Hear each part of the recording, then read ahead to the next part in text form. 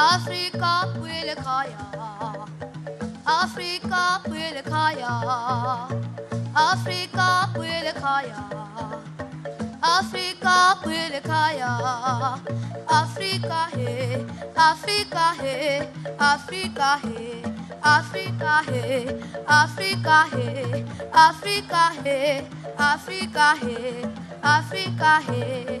Nabo Nelson Mandela, nabo Walter Sisulu, nabo Lopez Obugwe, nabo Oliver Tambo. Africa hey, Africa hey, Africa hey, Africa hey, Africa hey, Africa hey, Africa hey, Africa hey, aye, aye, aye, aye, aye, aye, aye,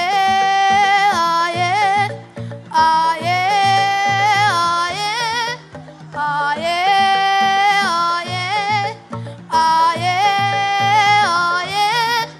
aye,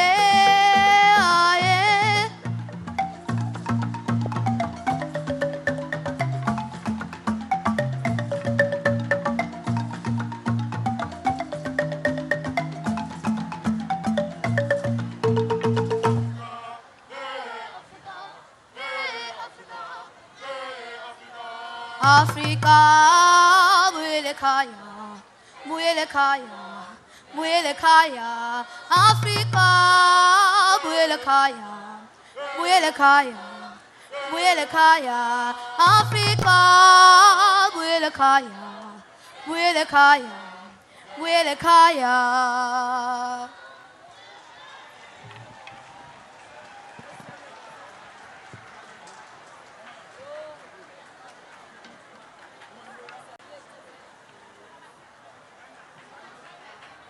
Give them a big round of applause, ladies and gentlemen, the Marimba group from Mbekweni.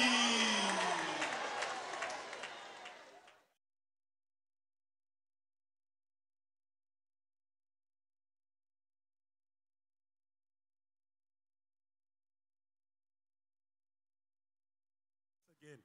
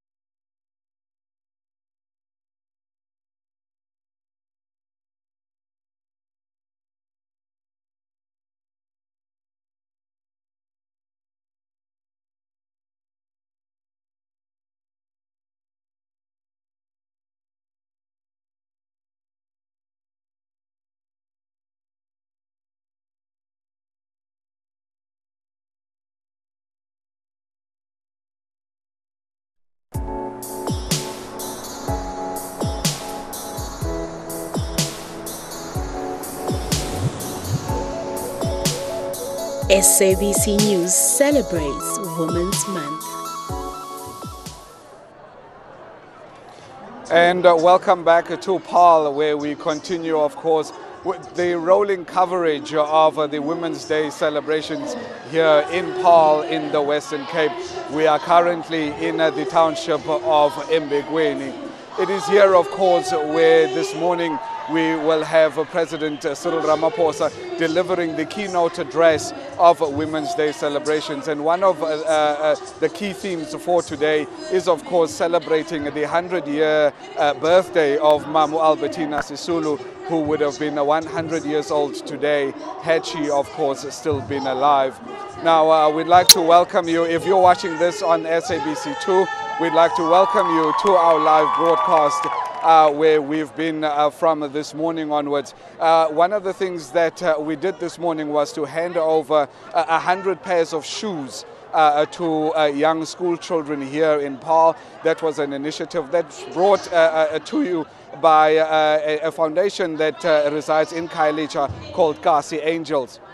One of the other critical things that we hope to address, of course, is the issue of sanitary towels for young girls and young women in South Africa. It is a basic health need that has seen many young women stay out of school. Now, as we celebrate this day and we think back about Mamu Albertina Sisulu, it is the kind of thing that we as South Africans need to reflect on. And as we do so, we need to decide as a country what it is that collectively we can do for the plight of our young women and our children. One of my colleagues put together this package. Bengithi mangabe mhlambe ngihleli phansi ngithi ngiyasukuma sekubonakele ngemuva esiketini ingane bezingihleka zingilandele mase ngicine sengiphatheke kabuhlungu ngabe ngisakwazi ukukhululeka esikoleni. Ngesinye isikhathi ukuthola ukuthi uma wakhe akanayo imali kube nzima ngisho ukuze esikoleni uthi uzama ukusebenzisa itholela iphepha uzizwe ungekho comfortable usesikoleni naseklasini kube ngathi ingane ziyakuhleba kanti cha lutho. These girls form part of the millions of South African schoolgirls who come from families where a set of sanitary towels is equivalent to the price of a loaf of bread to feed a hungry family. The issue of VAT exclusion on sanitary pads has been tabled on several occasions in Parliament in order to bring down the price on what is deemed a basic need for women. Some MPs say doing away with the VAT on sanitary pads will be a progressive step by government. There's a distinction that has to be made between the sort of coherence of tax policy and the goods and services that should be subsidized by government, particularly where the need is greatest. Zero rating VAT does create, zero rating a product for VAT does create problems in complexity in the management of a VAT system, a value-added tax system. So, and a value-added tax system, to be reasonably efficient, should have as few exemptions as possible. So that's the logic of the tax regime. The real question to ask is how should government actually be subsidizing these particular products? And VAT, even if zero rated, probably wouldn't make a great deal of difference to the need for access to sanitary pads and towels for girls at school and of school-going age who have families who have who have inadequate incomes. Women activists say the issue of sanitary towels does not only affect girls from rural areas but women across the country as well. We take it for granted that we're all here in Joburg where everybody thinks it's a place of gold. Everybody who's there can afford anything. But when we got there, we actually realized that the issues are deeper. Even though we're handing out sanitary pads for the whole 6 months, and Shell topped it up and said we'd make it 12 months for the year. But you can realize that 1 year is just not enough. It is an issue that needs to be addressed. It is an issue that needs our attention as citizens of the country. It is an issue that, I'm hoping government would take it hard. Women issues are really, really deeper, are far beyond sanitary towels. The lack of free supply of sanitary towels and education on women issues is what led this young lady to reach out to other young girls. Through music and poetry, they are able to express their concerns. The problem is that old people don't actually talk about these things. They try to hide it. They're not open enough. But when we are together as young people, we are open. We talk about anything and everything. So that's when they spoke about... that's when they told me that they don't have access to sanitary towels. And then I decided, okay, I'll buy sanitary towels for them. And then we do talk about menstruation everything that is happening. Of course, I don't have all the info, but other girls, so we just gather all the information that we have. Prof. Alex says girls' issues generally have been downplayed for the longest time and government need to urgently step in. There is an overall issue about whether girls are properly protected in the school environment and adequately catered for. Everything from the facilities available at the school as well as people that they can speak to if they've got issues, their own personal health issues that they want to raise. And I think that this actually needs to, the basic education system needs to be a lot more sensitive to the requirements of little girls, girls of school-going age. And I think that is something that also requires a degree of investigation and implementation. Activists believe that the government does have means to provide for the girl child in need, but have chosen to overlook them instead. To sit and think there's companies who's been making millions out of sanitary ware from generations and generations, to realize that government has been making money out of tax on these products, it's really, really sad, because it is a natural issue. And to compare and realize that men get condoms for free. Every public toilet you go to, you get a free condom, and that's what you do for pleasure. We are appealing as women, not just now being a Women's Month, every single day. We are appealing to the public, we are appealing to women who've made it, we are appealing to every woman who's working who can afford an extra packet. We are appealing to manufacturers of the sanitary towels to please look into how can we support the young girl, especially by providing just one of the basic needs of a woman, a sanitary pad. As much as condoms are free, we do need those condoms. Right, but then I think what we're working on currently is to at least have a pack whereby there's a pad and then there are condoms, so that everyone can have access to everything, and then pads surely can be free also. If there's a certain budget for condoms, I think rather they divide it into pads and condoms. Even though there has not been a final verdict on the removal of tax on sanitary towels and ways on how to implement the free supply of these towels in schools, a call for action has now been set in motion, and women believe it can be done. Very fortunate. Nompumelelo Mthethwa, SABC News. Welcome back. We continue, of course, with our live broadcast of the Women's Day celebrations here in Paarl. We're in the township of Mbekweni, where President Cyril Ramaphosa is expected to deliver the keynote address in just a few minutes from now at least. We are expecting him and the Premier of the Western Cape, Umamu Helen Zille, to take to the podium where then to kick off the official program of this celebration. But before we get to him, I am now joined by Uvusi Mkhize, who is, of course, the Director General of the Department of Arts and Culture, the department that is tasked with the custodianship of South Africa's arts and South Africa's culture. Sir, thank you very much for joining us here this morning. No, good morning, Lucanio, and good morning to the SABC listeners.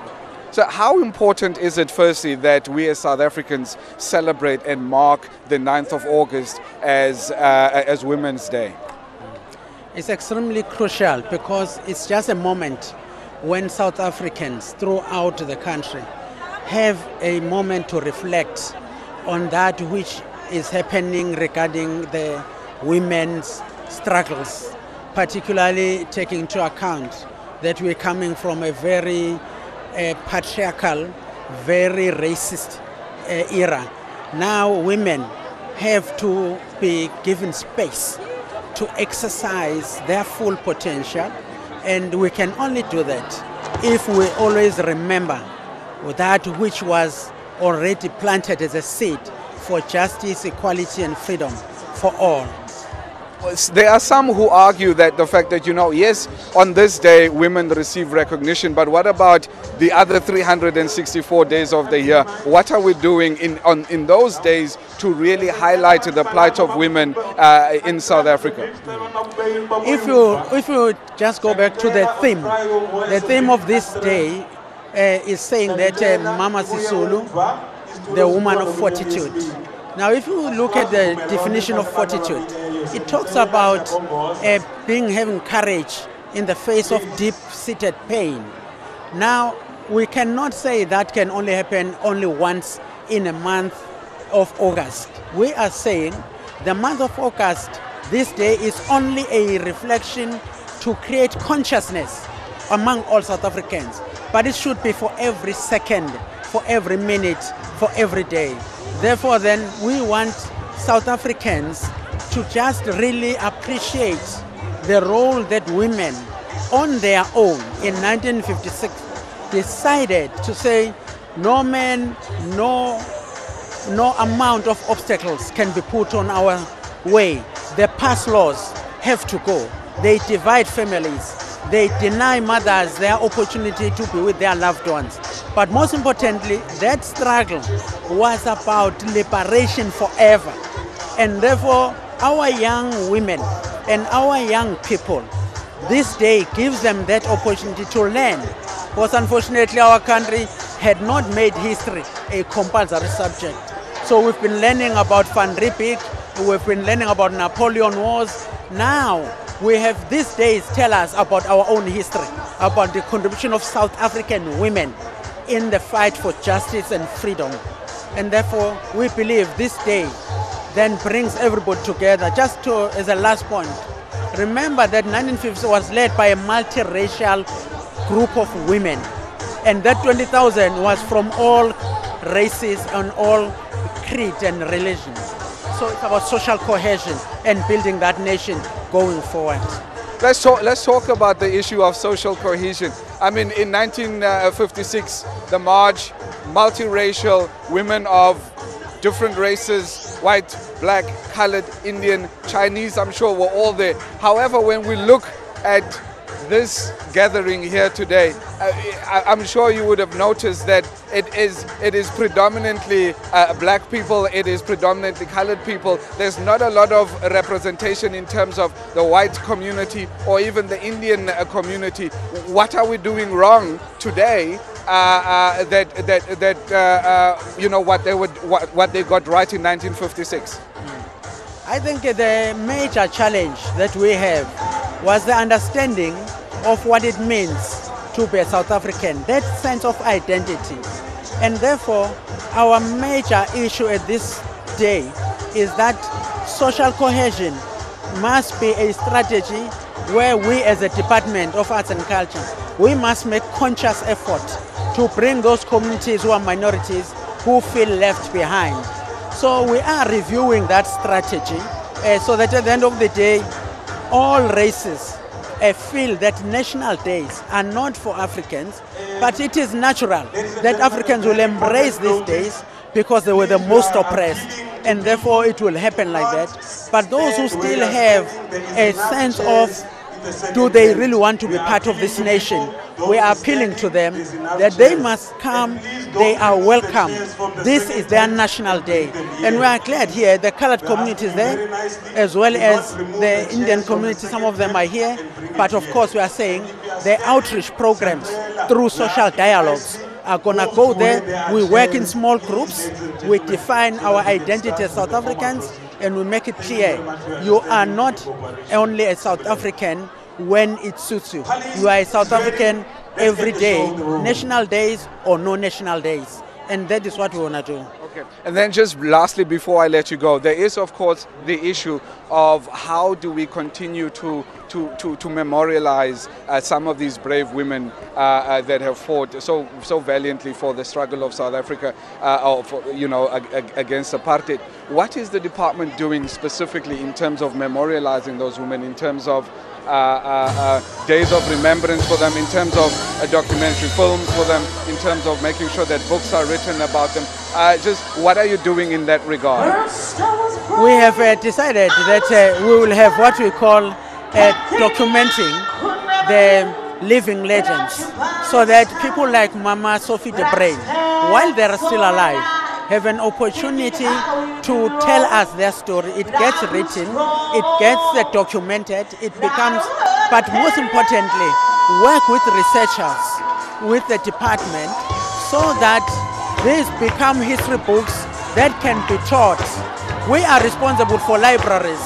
These documentaries need to be in the public libraries through throughout, we are also responsible for heritage.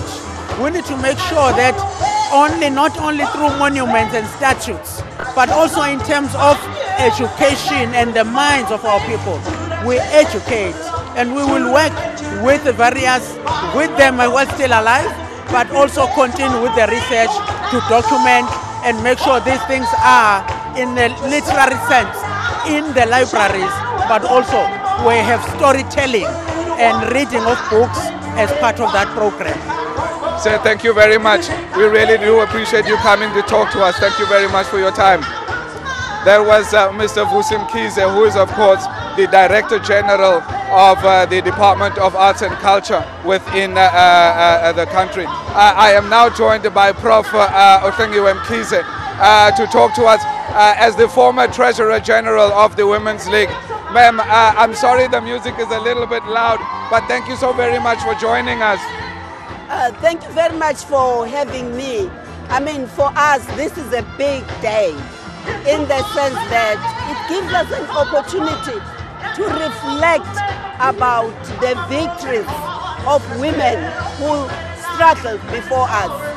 We reflect on their strength, their resilience, their unity, their persistence on ensuring that they fight against all forms of patriarchy, whether waged by colonial eras or apartheid eras. So the challenge for us is how to define our own mission today and use those strengths of those women to push back violence against women. It has reached proportions where we feel, as this generation, we are betraying that struggle if we don't stand up together, as you saw with the hashtag total shutdown. That was a language that enough is enough. When it comes to economic inclusion, you know, women remain a symbol of poverty. We are saying today, how are women gonna benefit when we talk access to land, ownership? How are women gonna benefit when the president talks about billions and investment? The question is, we missed out during the PE and triple PE policy. How are we gonna now today make sure that women are not bystanders? So we are holding on to the strength of the women who led before to say, it's possible, we are gonna do it. We are in a new dawn. We are fighting for our space in this freedom. One of those issues, ma'am, about fighting for the space is, of course, the issue of two things. The violence against women that we've seen that has literally just spiked throughout the country. And then there's, of course, the other matter of poverty and particularly the issue of sanitary towels for young girls and young women. How does the Women's League, the government, the ANC, how do you see that that struggle being carried forward and basically being eliminated? Yeah, you see, we have the Agenda 2030 and Agenda 2063 that has been put forward. But women are not gonna get there walking as though they are walking to the kitchen. We have to prioritize. We have been saying, empowerment of women through getting education, skills, and economic inclusion. It defines quite a number of rights after that, because once you are empowered, you are then able to determine where you want to stay, where your children should be. If you are in a relationship, there are challenges, you have choices that you can make. Ma'am, I'm sorry. Unfortunately, I'm going to have to cut you. My producers are screaming in my ear that I think we just quickly want to bring in Umamo Umaitenkwane Shabane in here. Ma'am, thank you very much. Thank you very much for joining us, ma'am. Unfortunately, we don't have a lot of time.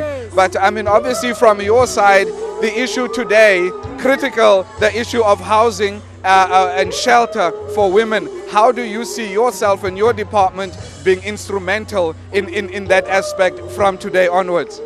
My name is Maitenkwane Mashavane, Minister of Land Reform and Rural Development. We must build, and we had committed to build human settlements, not houses. So we need to build human settlements. A house is but part of the component.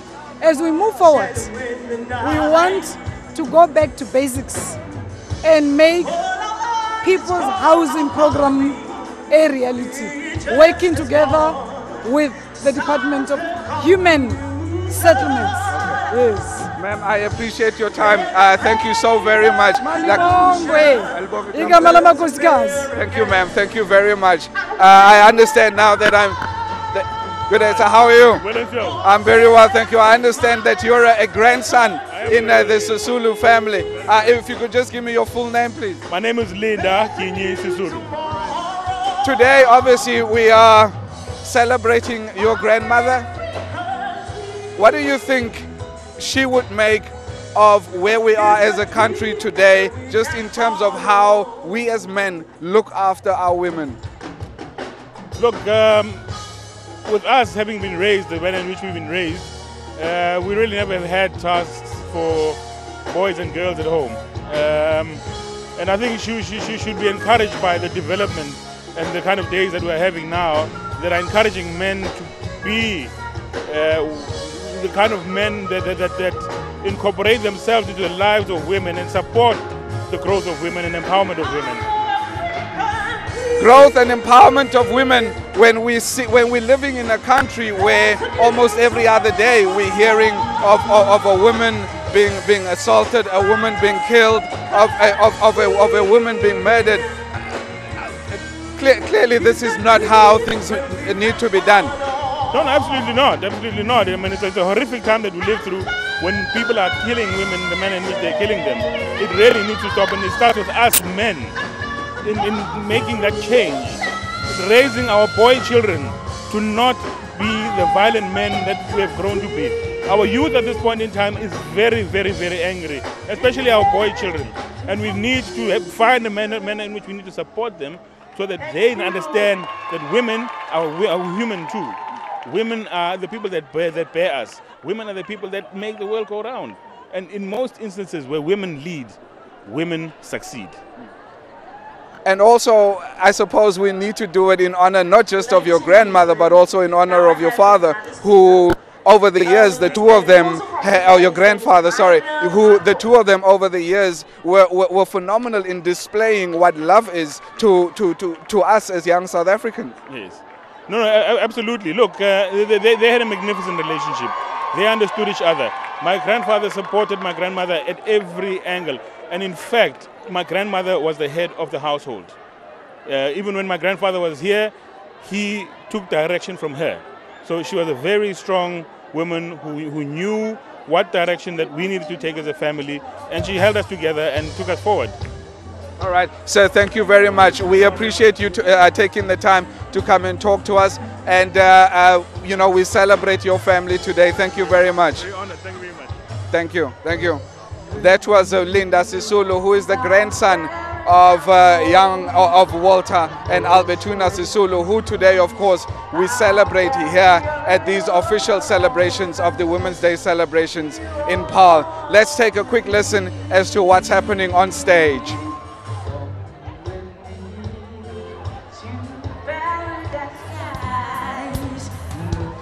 Outside and open your eyes, and this you won't believe. And there are better days before us, and the burning bridge behind us, fire smoking. The sky is blazing. There's a woman waiting, weeping, and the young man nearly beaten off for love.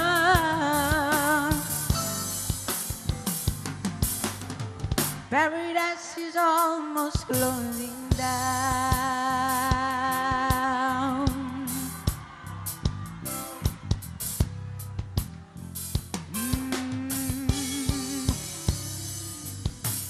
Come with me to paradise days. It will change your life. It so change your ways and you won't leave.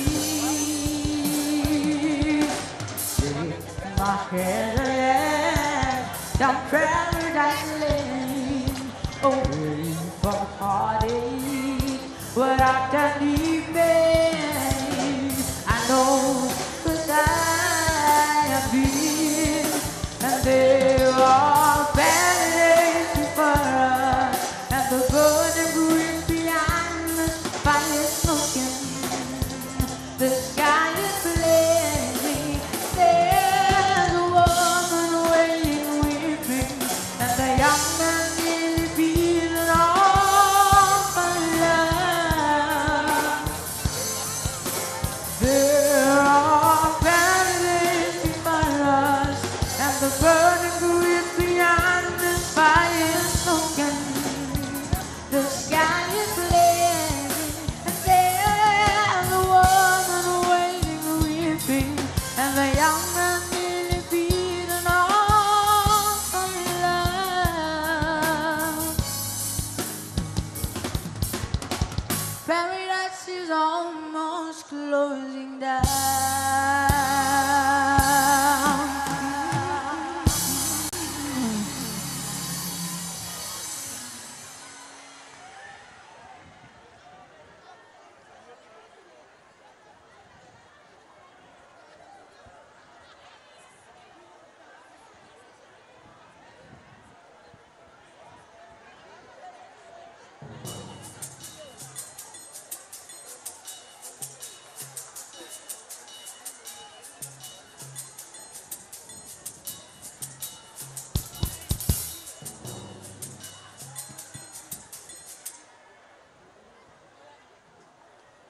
Thank you very much, that side.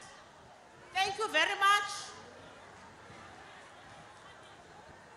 Masihlale phansi makhosikazi.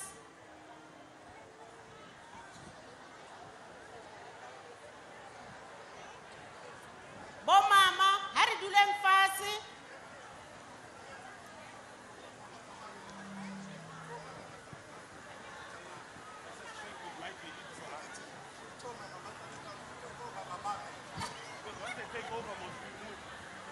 Bomama, kaloku zazingekho izinto ngo-1956 sasicula ngokwethu. Can women sing today? This is our day. Masicule imini yethu le. Ngalaa mini inkulu sasingaculelwa sasiziculela. No one sang for us then, we sang for ourselves. Let us sing, women. Haribineng.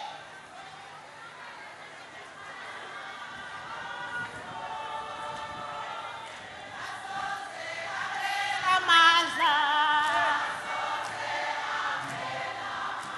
Elilizwe lelabakhosikazi.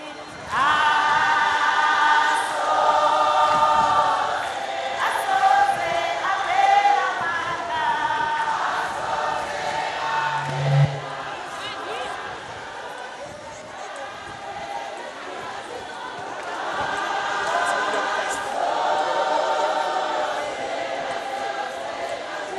President, stand by to walk in, guys.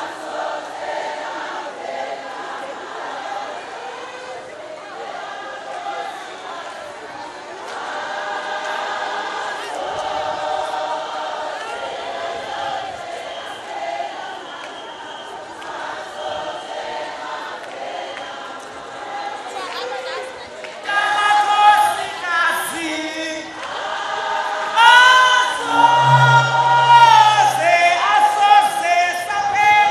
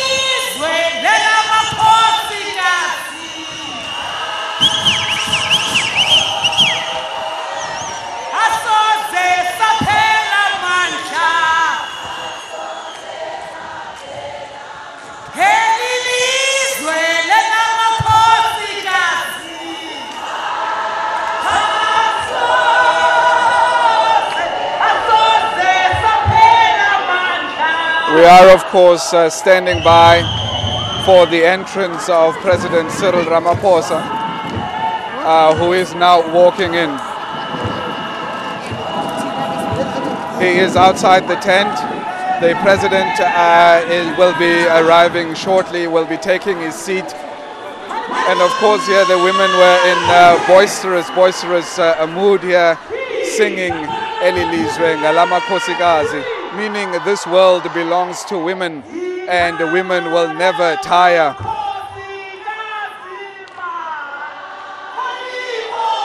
And now obviously they're changing tune.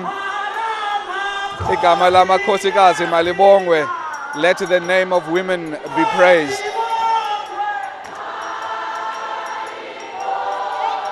President Cyril Ramaphosa about to take his seat, which will officially signal the opening of these proceedings. Of course, to mark Women's Day celebrations today.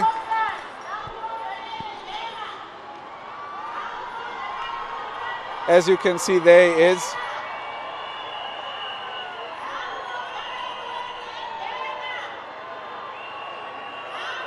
in just a few minutes now, or just a few moments in fact, the president will take his seat and the Minister of Arts and Culture, Minister Nathi Mthethwa, will then get the official program underway here in Paarl. This is, of course, an auspicious day where we mark Women's Day, but also celebrate the 100th birthday of Mamu Albertina Sisulu under the theme, A Woman of Fortitude.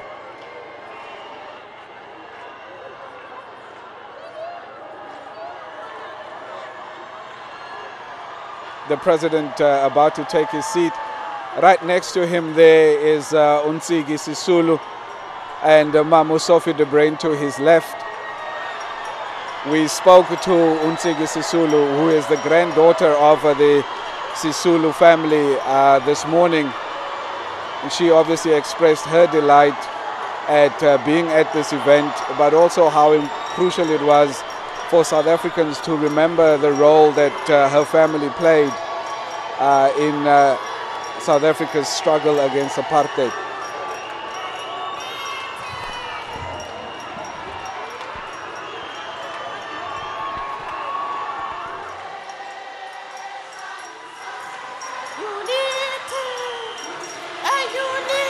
Move back, please. Move back, move back.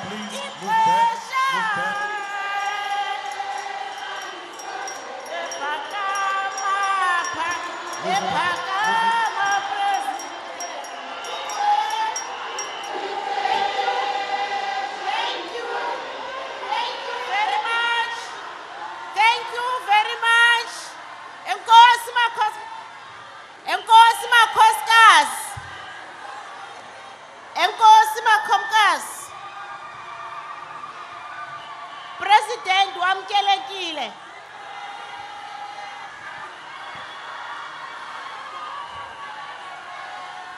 Masimeni kaloku kwelokuqala. Masimamelani kwelokuqala.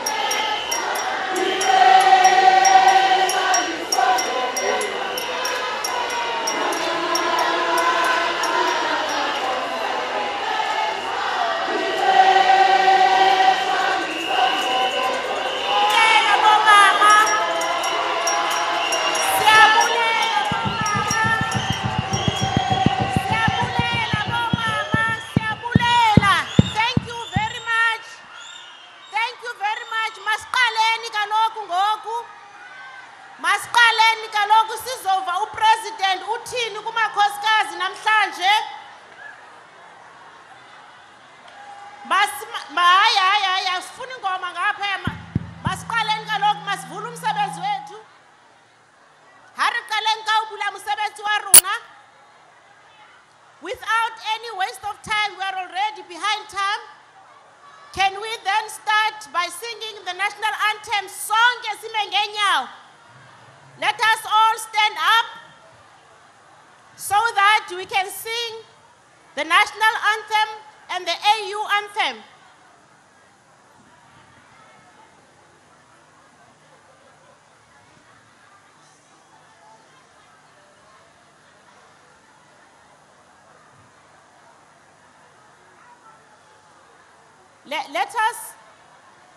Let us then start. Masimbeni kaloku ngale ndlela funeka sime ngayo. Let us behave when we sing our national anthem, please. Over to you.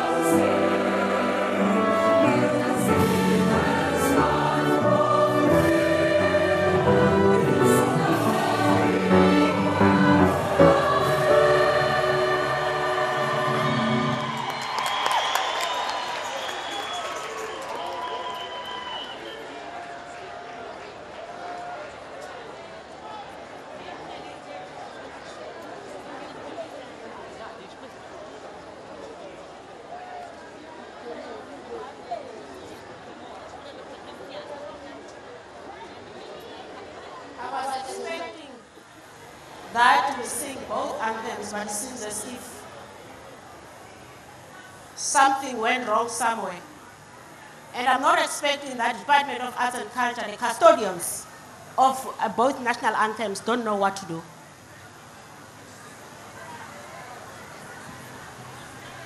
Let us all unite and celebrate together the victories won for our liberation. Let us dedicate ourselves to rise together to defend our liberty and unity. Oh, sons and daughters of Africa, flesh of the sun and flesh of the sky, let us make Africa the tree of life. Let us all unite and sing together to uphold the bonds that frame our destiny, our destiny. Let us dedicate ourselves to fight together for lasting peace and justice, honor. Oh, sons and daughters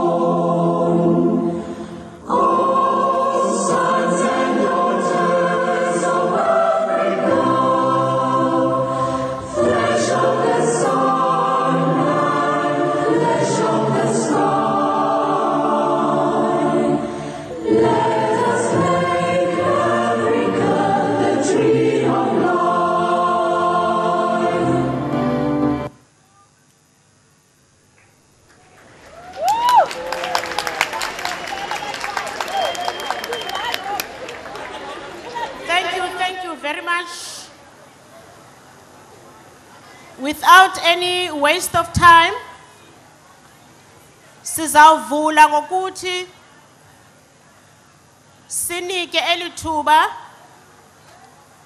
ku-MEC weliphondo we-Cultural Affairs and Sports, uMiss Mare, ukuthi asamkele phambi koba sikhululeke kweliphondo. Miss Mare, over to you.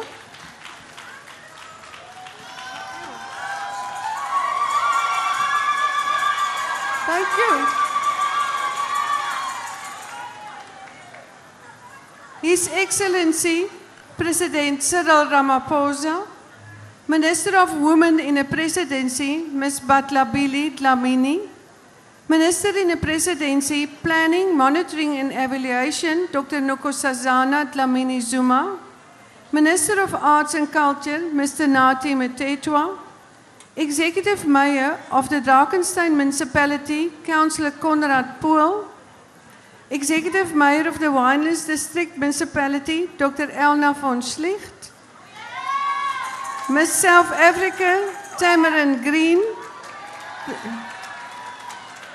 the Sisulu family, supporters of women empowerment, all protocol observed. Good morning, goeiemorgen, molweni. It gives me great pleasure to officially welcome you to our picturesque Paarl in the Drakensberg municipality, which according to the most recent Auditor General report is the most financially sound, well-governed municipality and currently rated #1 in South Africa. Once again, congratulations to Mayor Conrad Paarl and his team on this milestone achievement. May the municipality go from strength to strength as we continue to create an enabling environment to the benefit of all who calls it home.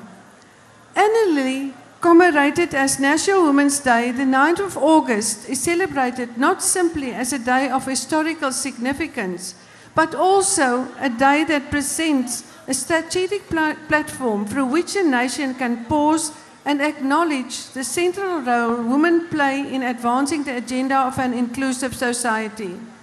For the rest of the month of August, and especially today, the nation will focus on particular areas that are of concern to women and the girl child.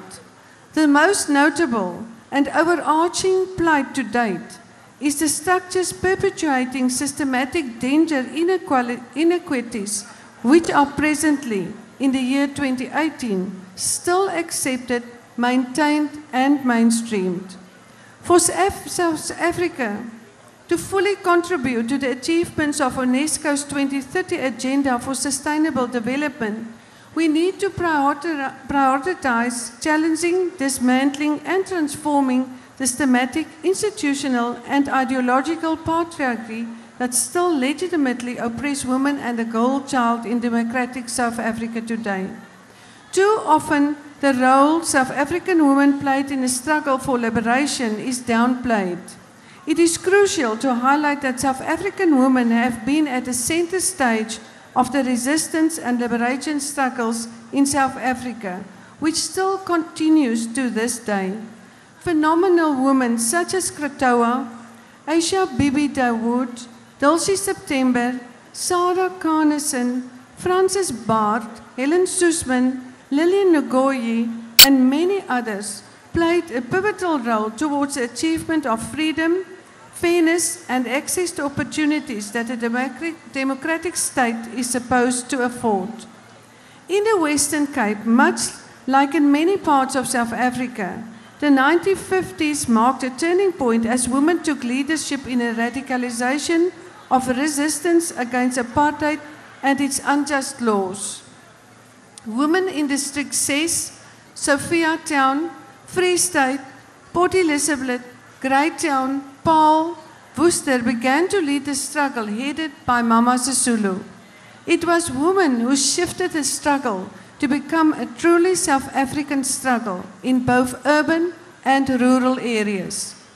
Today, we are confronted with new challenges in South Africa. Women and our girl children are under siege. They have become targets of violent crimes, bear the brunt of different kinds of abuse, are locked out of opportunities based on gender inequality, and most concerning, victims of domestic violence. The South African Medical Research Council reported that 40% of South African men assault their partners. Each day, stories of women being raped, brutally killed, suffering, neglected, and overlooked reverberate our electronic, print, and social media. Have we lost our South African values of caring and a sense of Ubuntu? It is of paramount importance for us as South Africans to recommit ourselves to stand together to protect women and girls, regardless of political affiliation, cultural backgrounds, language, or creed. We are all here today in commemoration of our women of strength who have led the way. Today we stand united once more as we will not be intimidated, silenced, overlooked, and neglected. Mr. President, the Western Cape government has made significant strides in the advancement of women. I urge you to proactively support us in opening more opportunities on a national level to elevate the status and value of women living in the Western Cape. If the socio-economic transformation agenda is to be meaningful and bring about the desired societal transformation, its success will depend on the extent to which women are equal role players and beneficiaries in a project of nation building. I thank you. Thank you very much, Ms. Barre. Thanks to the MEC. Indeed, this day it's not about us as the governing party. Today is about every woman in all corners of this country. Doesn't matter in which party you belong to, you are supposed to be here today. And of course, led by the African National Congress. But all of you are supposed to be here today. I'm going then to give over to Tamin Green, Miss South Africa, just to say hi to the women of this country. Just to say hi, a young woman.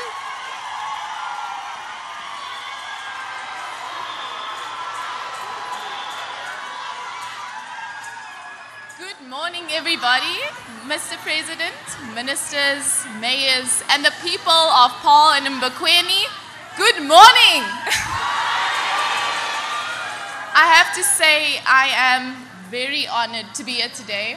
Firstly, because I sat around a table today with, you know, the mothers of our nation. I sat around the table with our president, with our ministers. It shows that they are also taking our young women seriously, and they are giving me an opportunity to sit with them around the table. And secondly, I'm very honored to be here because this is my home ground. I am from Paarl, and I am from Mbekweni. And I heard there was a big party the night that I won, and I wish I could have been here that night.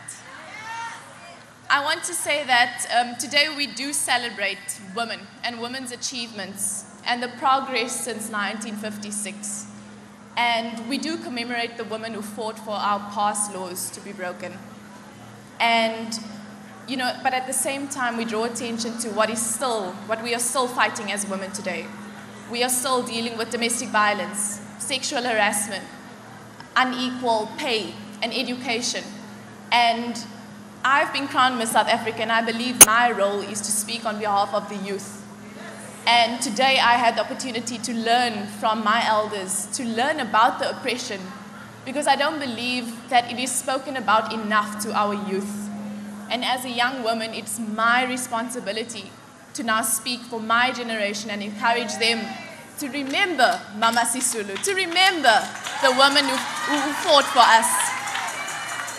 So I am very honored to be here, and you know, my message as a woman of medicine, a woman, Miss South Africa, and a woman of South Africa is that you can be brilliant, you can be strong, and you can be beautiful. You don't have to choose.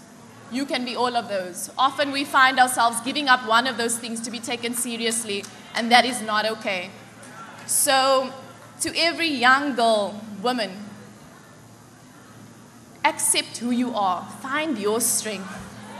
Don't compare yourself to anyone. Don't compare yourself to the women around you. Find what makes you you and use that to make a success out of yourself. And lastly, encourage each other. A win for one is a win for all of us, ladies. Happy Women's Day. Thank you very much. Thank you, Kumayanga Yanga. Thank you very much. Let me also then take this opportunity and acknowledge the presence of Madame Esther Koite, President of the Pan-African Women Organization. You are welcome.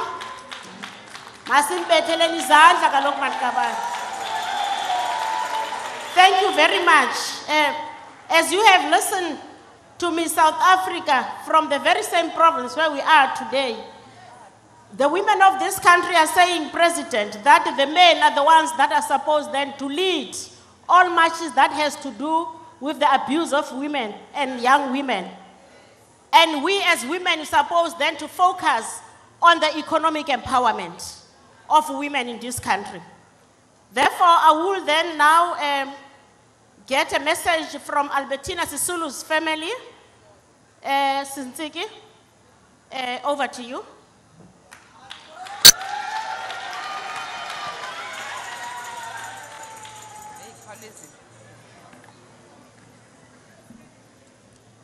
To the President of the Republic of South Africa, Mr. Cyril Ramaphosa, to the host ministers of women in the presidency and the Department of Arts and Culture, to all the other women ministers and ministers in general here present, to the mayor,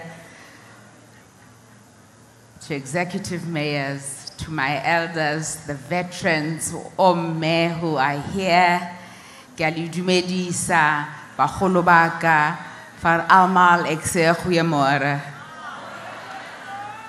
Ik kan Afrikaans praten, maar mijn Afrikaans is niet zo goed niet. Zou je zal alsjeblieft voor mij net voor nou, laat ik mos een Engels praten, mos ne?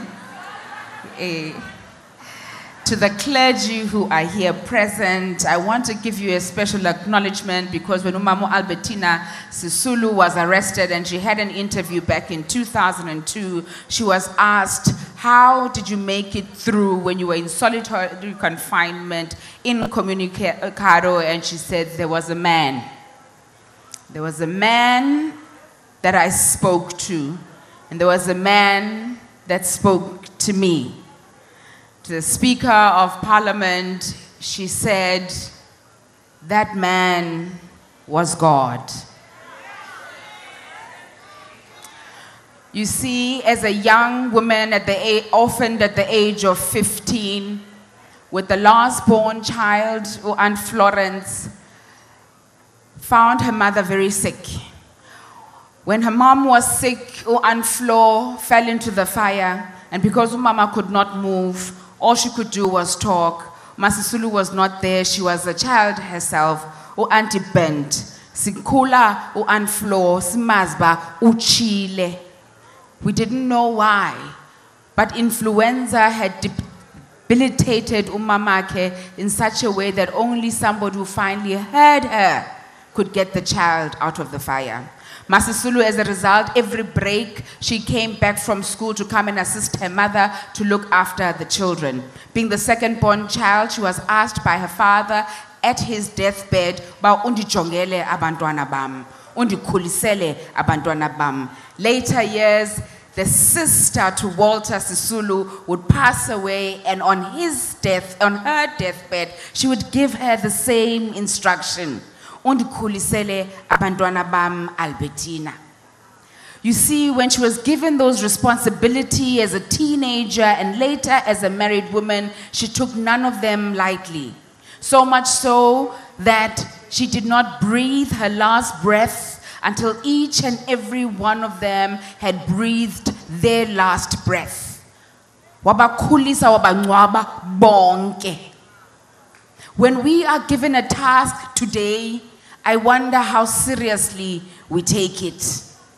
When Mom Albertina Sisulu attended the meeting with Walter Sisulu as the only woman, she did not come out of there as a +1.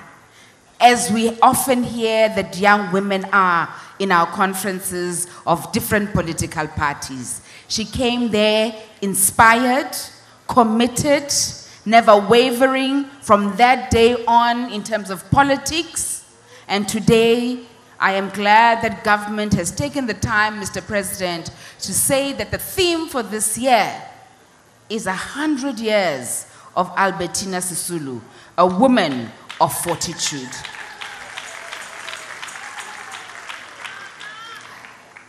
You see, we want to celebrate. So I am apparently not able to take you to 1913 and bring you to 1918 and bring you to 54, bring you to 94 and bring you to 56. Apparently our time is not on our side. But allow me, however, to say, Mr. President, as the women of South Africa rise, they rise standing on the shoulders of Umama Albertina Sisulu, as when she was asked, do you think we have made progress in this country for women? She said, without a doubt, we have made progress. However, women continue to suffer.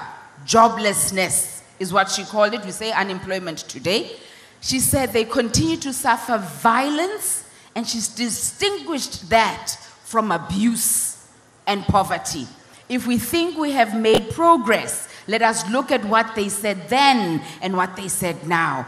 When they established the Women's Charter of 1954, amongst other issues, Mr. President, as we look at the land issue, Ms. Albertina Sisulu, together with her fellow women, talked about laws that will allow women to own property, to inherit property. As we talk about land today, we know that she not only wrote that in 54, but named one of her children Zwelakhe. So that singers say, "Paza mistimba elizwe ayilolethu wathi nguzwelakhe." I am here today with both maternal and paternal side of Mam Albertina Sisulu. My brother and his wife are here. His name Ngulinda Zizwe. Kodwa ukhula kwakhe ethi xa ekhula kwathiwa izaba nguGinyibhono. Kwakukubi ngoku ibhunu maliginywe qha. Sisuka kude from uginyeni amabhunu. But one thing they did in 1918, when Mam Charlotte Maxake established the Bantu Women's League, one of the things that she added on above the issue of past laws was the issue of low wages. The issue in 54 comes up again, and it's called equal pay for work of equal value. It comes up again in 1994 in the Charter of Effective Women's Equality, Mr. President, as South African women who talk about the same thing, including violence against women. By the time South Africa goes to Beijing, we are carrying with us a document informed by the women of this country. International relations did not inform us of who we are and where we were going. Now comes the issue. We are now in power. We are now in government. Implementation, yes. Institutionalization is what we are lacking. We cannot in 1994 be seen, or 95, be seen as a country that is the best practice in implementing gender responsive budgeting, and years later, we are nowhere to be found on the list. Ours as a nation is to defend the gains of Omar Charlotte Maxake and to advance the cause of what we have today. For if there is a South Africa that we claim is ours, each and every one of us must show how this South Africa is yours. May I leave you and say, when Uma Sisulu did everything as a health professional, as a midwife, no matter her working condition, she always led, but she served with integrity and dignity. May we all, in all that we do, whether you're leading from the front or whether you're leading from the back, whether you're influencing from the middle, may you do so with integrity and dignity. Malibongwe!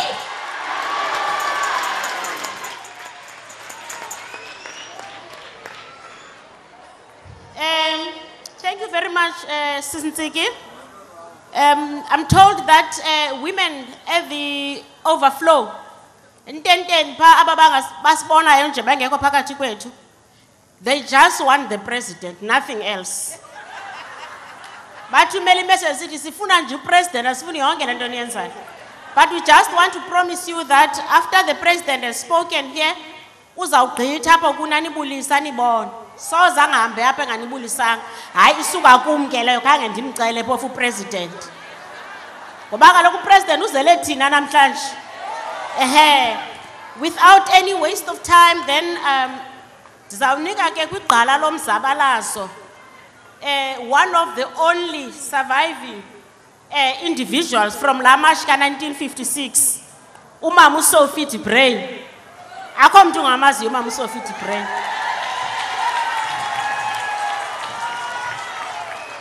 Malibongwe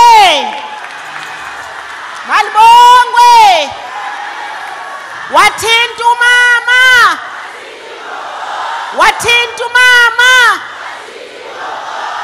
baso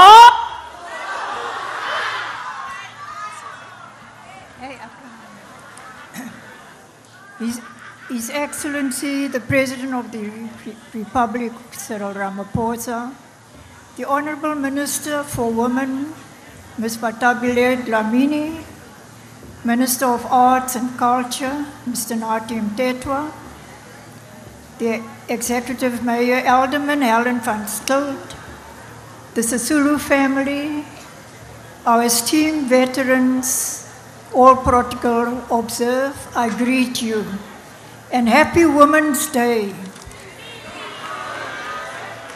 I am deeply grateful and happy to be once more part of this important annual and historical day, celebrating August 9, declared a national holiday by our first democratic government.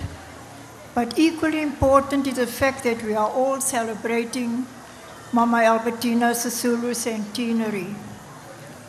Nothing gives me more honor than joining hands with men and women across the country in paying tribute to the life of Mama Albertina, our icon, a gallant freedom fighter and mentor. To many women and activists, Mama Albertina worked tirelessly throughout her life to ensure that all people in our country enjoy the benefits of freedom and democracy. I am today mindful yet comforted by the fact that this day reminds us all that women have the power, the tenacity, and the courage to confront challenges of whatever nature and to overcome. This day also reminds us all that the spirit of fear will never triumph over women's determination, commitment, and dedication to attain a better life. Indeed, we as women of different races, creeds, and colors, some of us younger, united in 1956 to march to the Union buildings against the brutal apartheid regime of Verwoerd.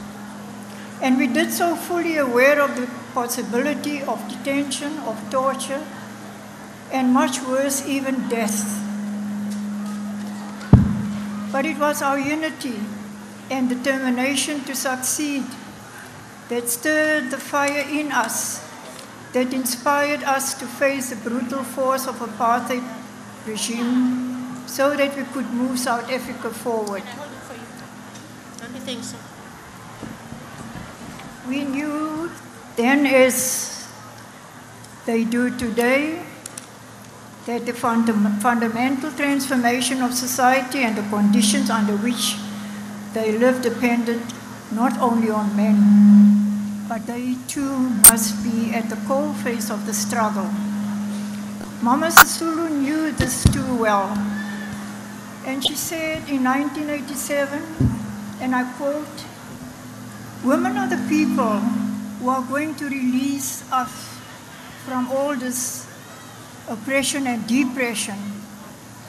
The rent boycotts that is happening in Soweto now is alive because of the women. It is the women who are on the street committees educating the people to stand up and protect each other." Close quotes. Mama Sisulu not only believed that women will turn their struggles into stepping stones for their liberation, she took concrete steps to help liberate women and our country. She, like us, faced the evil monstrosity that was Verwoerd. Action defined her struggle, and that is what was required in 1956 as it is in 2018 and beyond. The freedom we enjoy today is in no small way as a result of the contribution and sacrifices made by millions of women here and across the globe. So, Mr. President, I humbly stand here in acknowledgement of the giant leaps made in history by women like Mama Sisulu, like Ellen Joseph, Ngoyi, Rahima Musa, Amanaidu, Amina Kuchalia, Ray Alexander Simons, Fatima Mir, Winnie Madikizela Mandela, Beata Lipman, Janet Schoen, Dora Tamana, Ruth First, Gertrude Shopper, Francis Bard, Anna Salinga. To mention these few, the list is long.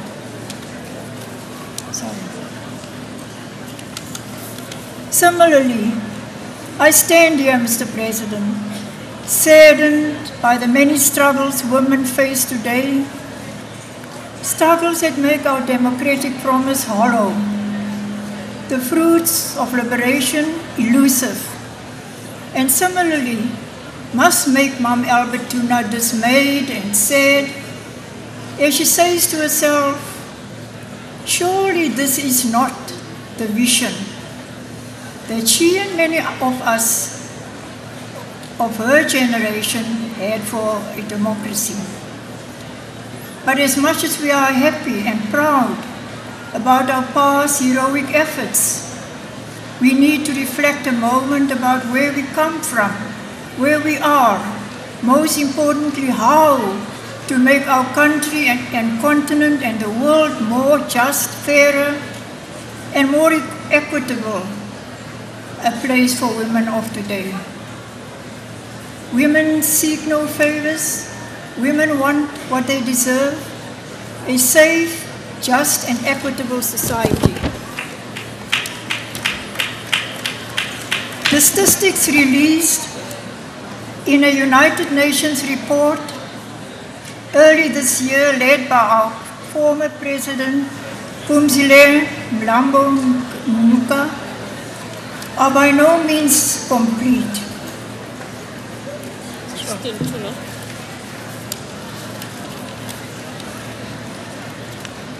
And it gives us a high-level picture of that tragedy that has befallen women. But how clear is this picture? Do we know how many of these 50,000 sexual offenses, for example, were prosecuted? What is the conviction rate? This is where statistics are no longer easily available. And this is where the real tragedy of the violence visited upon women lie. We know that those who got away with raping and killing women continue today and do so because they know they will get away with it. They know police do not have the capacity, nor at times the sensitivity to deal with these many violations. They know the police do not have the skill to properly investigate the cases. And they know, Mr. President, that our democracy has not infused police management with necessary will to put an end to this mayhem. This fills me with a lot of pain and sadness. We did not march against that brutal apartheid regime for our democratic government to treat perpetrators of women abuse with kid gloves. No, absolutely not. As women, we also know too well that violence has put paid to many women's dreams and aspirations. The spectre of femicide must have no place in South Africa. Yet the violence visited upon Karabo Mokoena by her boyfriend Sandile Manswe was revealed in court. Take note, Mr. President, that I did not say we are happy with the conviction. No, as women, we know too well that many other women are not as lucky to get justice as Karabo's parents. They die without a voice. Their cases made the statistics without anybody toying on their behalf.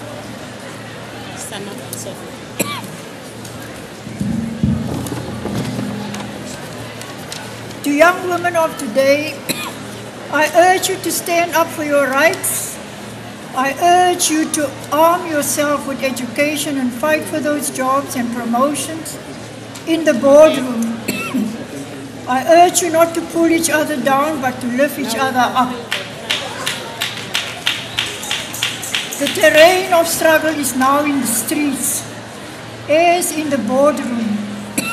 Mama Sisulu would have wanted you to move from the street committees to board committees and to forums where important decisions are taken for the whole nation and our economy. At this stage, Program Director, I'd like to commend the thousands of women, young and old, who marched last week against gender-based violence in the name of Kanseni Maseko, who is being buried today. And so it was admirable and encouraging, Mr. President, to see you change your busy schedule so that you may receive a memorandum from women who participated in the total shutdown march of last week. Unlike the coward Minister Strydom, who ran away from meeting the 1956 women, you instead, Mr. President, ran towards women marches and listened to them. Let me also pass on a kind reminder and a word of encouragement to our Minister of Women in the presidency, the President of the ANC Women's League, Ms. Patabile Dlamini, and to all women leaders, whoever you are and whatever position you serve in, to never tire, to emulate Mama Sisulu, who knew that leadership means nothing, absolutely nothing, if those that you follow, you are not appreciated, not recognized and affirmed. You need to understand, like Mama Albertina Sisulu did, that collective leadership, taking into account the voices and the will of those that you lead, the women and the people, was the bedrock of the liberation movement. The power of the four women you see in the image was magnified by the 20,000 women behind them. If you do not keep sight of the will of those that you lead, that you are not truly a leader. Perhaps an autocrat, a despot, a dictator, but not a leader. Mom Albertina Sisulu also understood that the four women at the forefront of the march, an African and Indian, a colored, and a white woman, was no accident. It was an unambitious vision that the founding mothers of the Federation of South African Women and its liberation movement had a truly unified future South Africa, regardless of race, color, or creed. Mama Albertina Sisulu was one of the founding members of the Federation of South African Women in 1954.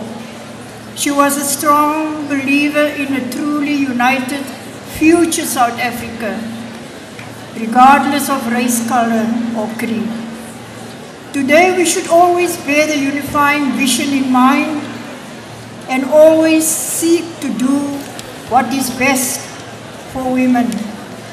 I have a lot to say still, but there is no time. And so I want to say thank you very much, Program Director Malibongwe. Malibongwe!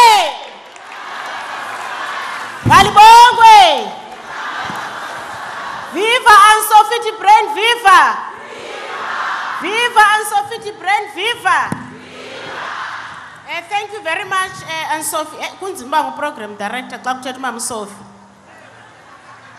Because you can't, but it was very easy to stop Nzigi. But you stop Mam Sophie. Kufana no stop Mam Sisulu.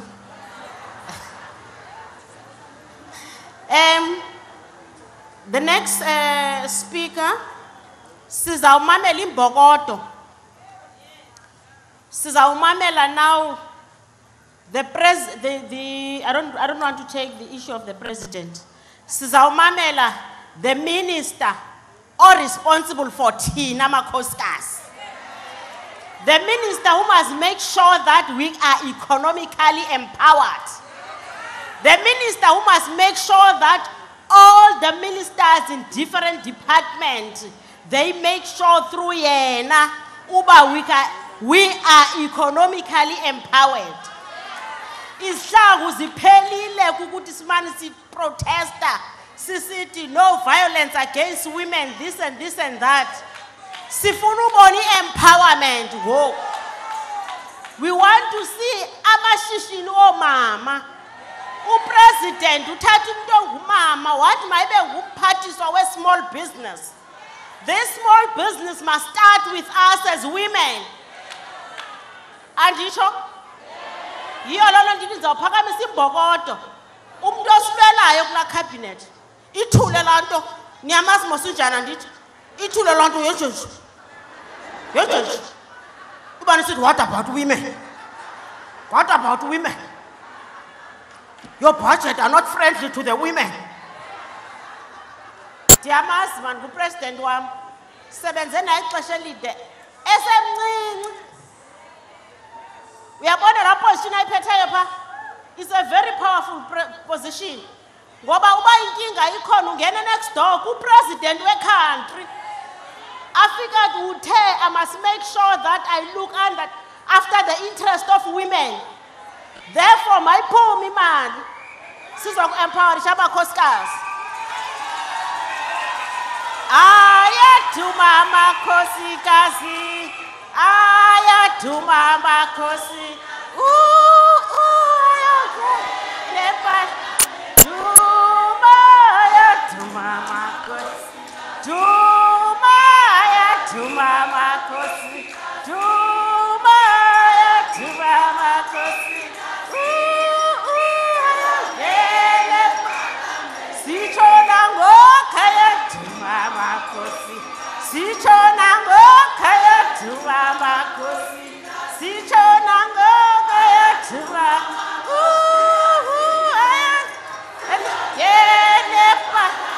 Sichona ngokhaya duma amakhosi. Sichona ngokhaya duma amakhosi. Sichona ngokhaya duma amakhosi.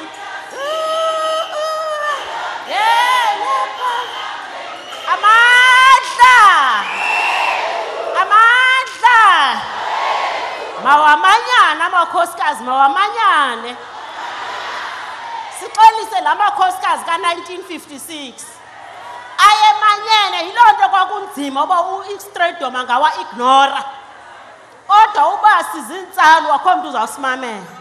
It's very important for us to unite as women so that we can be listened to. But if we are divided, no one will listen to us. Starting from today onwards, under your leadership, Minister, we commit today that we are going to be united in order for us to be economically empowered. Thank you, Minister. Malibongwe, Kamala makhosikazi, wathinta abafazi, wathinta iMbokodo, mandla, mandla, mandla, mandla, mandla. director of the program,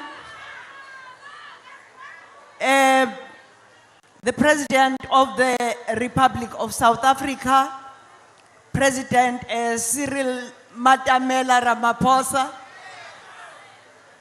the Minister of Arts and Culture, the MEC for Arts and Culture, the Mayor of Paarl, who looks like a mayor.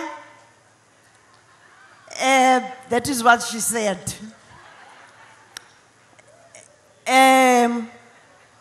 Miss South Africa, Anne-Sophie De Brain, our veteran, that participated in the 1956 march. The Sisulu family and the Maxeke family, ministers and deputy ministers. I've only seen the one and only premier here, Premier Mantombela.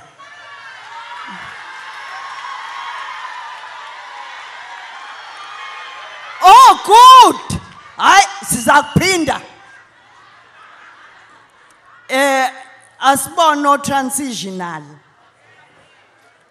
I've seen the Secretary General of the ANC, Comrade Ace. I've also heard that the DSG of the ANC is around here. DSG. The Premier of the World Cup, Sylvia Lucas. Our beautiful veterans. MPs, MPLs, mayors and councillors, faith-based organizations, NGOs. The leadership of the ANC in the province is also here, and we must recognize it. Leaders of other organizations are also here, and united we stand and divided we fall. We also would like to welcome men that are here to come and say they support our struggles.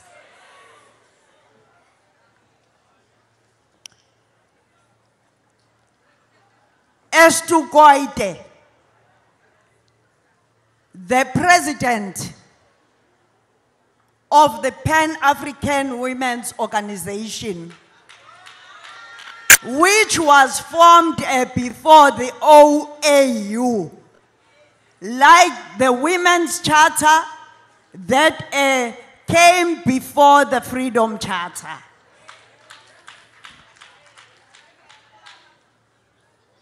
As to was the Secretary General of Power during difficult times.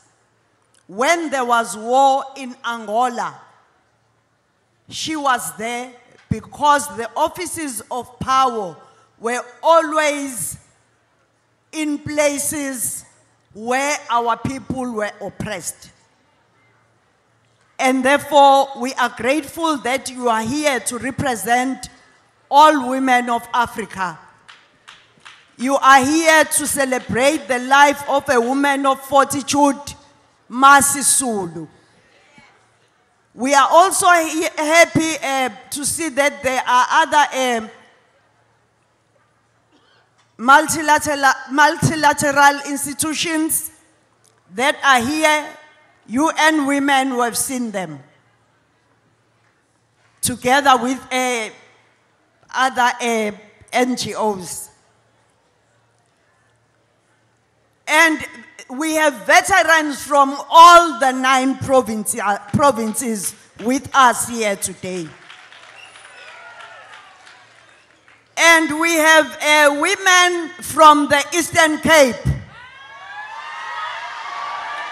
We have women from Vrystaat. We have women from Mpumalanga. We have women from the Northern Cape. We have women from KZN. We have women from Gauteng. And thank you very much, comrades, for coming to remind yourselves and remind us about the struggles of Mam Sisulu. Uma Sisulu, who was a humble leader, a hard-working leader, who stood for the rights of women. A woman who was always prepared to tell you the truth. She was not afraid of saying, go back home and prepare a report if you had a wrong report. And she was not afraid of saying, your shape is like this, and this is how you should dress. And also today, in the afternoon, we are going to be launching her Duke. But a young woman reminded us that Uma Sisulu also liked Afro. So we will also allow young women who will come with a Afro, because we want women to be able to participate as they are in the ANC Women's League. We must not put blockages that are very small, and we will lose bigger battles if we recognize small things that and give them a dignity that divide us. Comrades, I must say that much as we are in a ladies and gentlemen, I must say that well, we are in a celebratory mood. But Mr. President, today, we are laying to rest our daughter, Kentani Masego. And we are disappointed that an institution of higher learning could not see that this young woman had reached the roof. And therefore, we call on all institutions of higher learning to come up with transitional policy that must protect women in institutions of higher learning. There is no way our kids are going to be raped and then see the rapist sitting next to them, sharing the same passages, sharing the same lecture rooms, and ending up not going to court because of a long process that you have to go through. You have to start at the institution first before you go out. And this thing itself, emotionally, psychologically, and spiritually finishes you. And therefore, by the time you finish at an institution of higher learning, you are tired. Bazali, wake up. Our children are killed every day. Yes, we demand a government to respond to the issues of violence against women and children. SIDO is very clear on what a country should do to respond to violence against women and children. And we have before formed the Gender-Based Violence Council, but it died automatically because there were no enough funds. The Gender-Based Violence Council is not just a South African thing. Violence is an international phenomenon, and South Africa is a signatory of SIDO, and therefore we have to implement the articles of SIDO as South Africa that bring together and unite all energies and all resources, and everyone must find a place to account. And issues of violence against women and children must find expression in our daily agendas, in the faith-based organizations, in the NGOs, and in all organizations.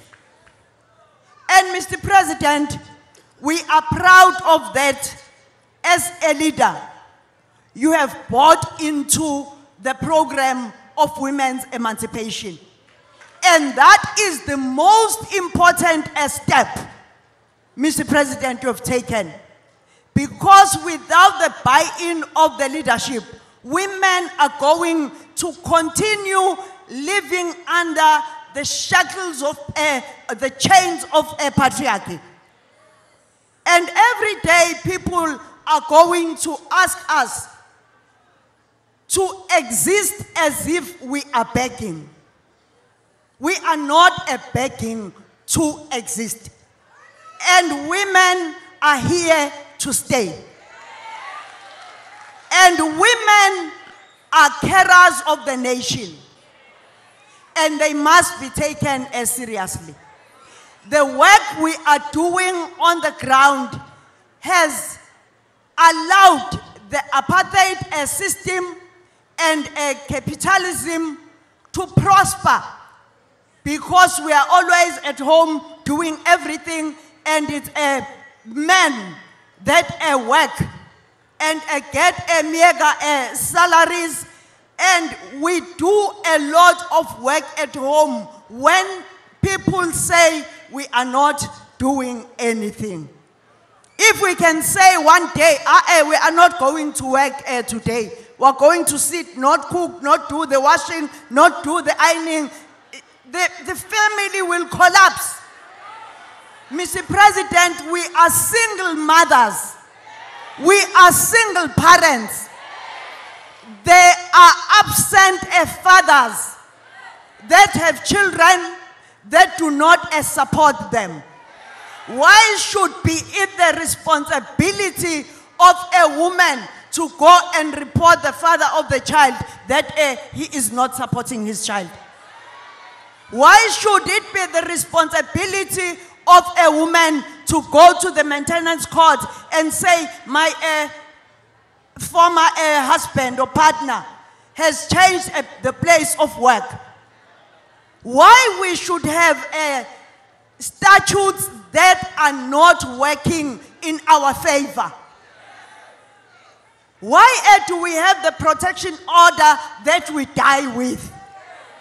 The time has come for us to come with proactive programs that are about the protection of women, not programs that are always reactive.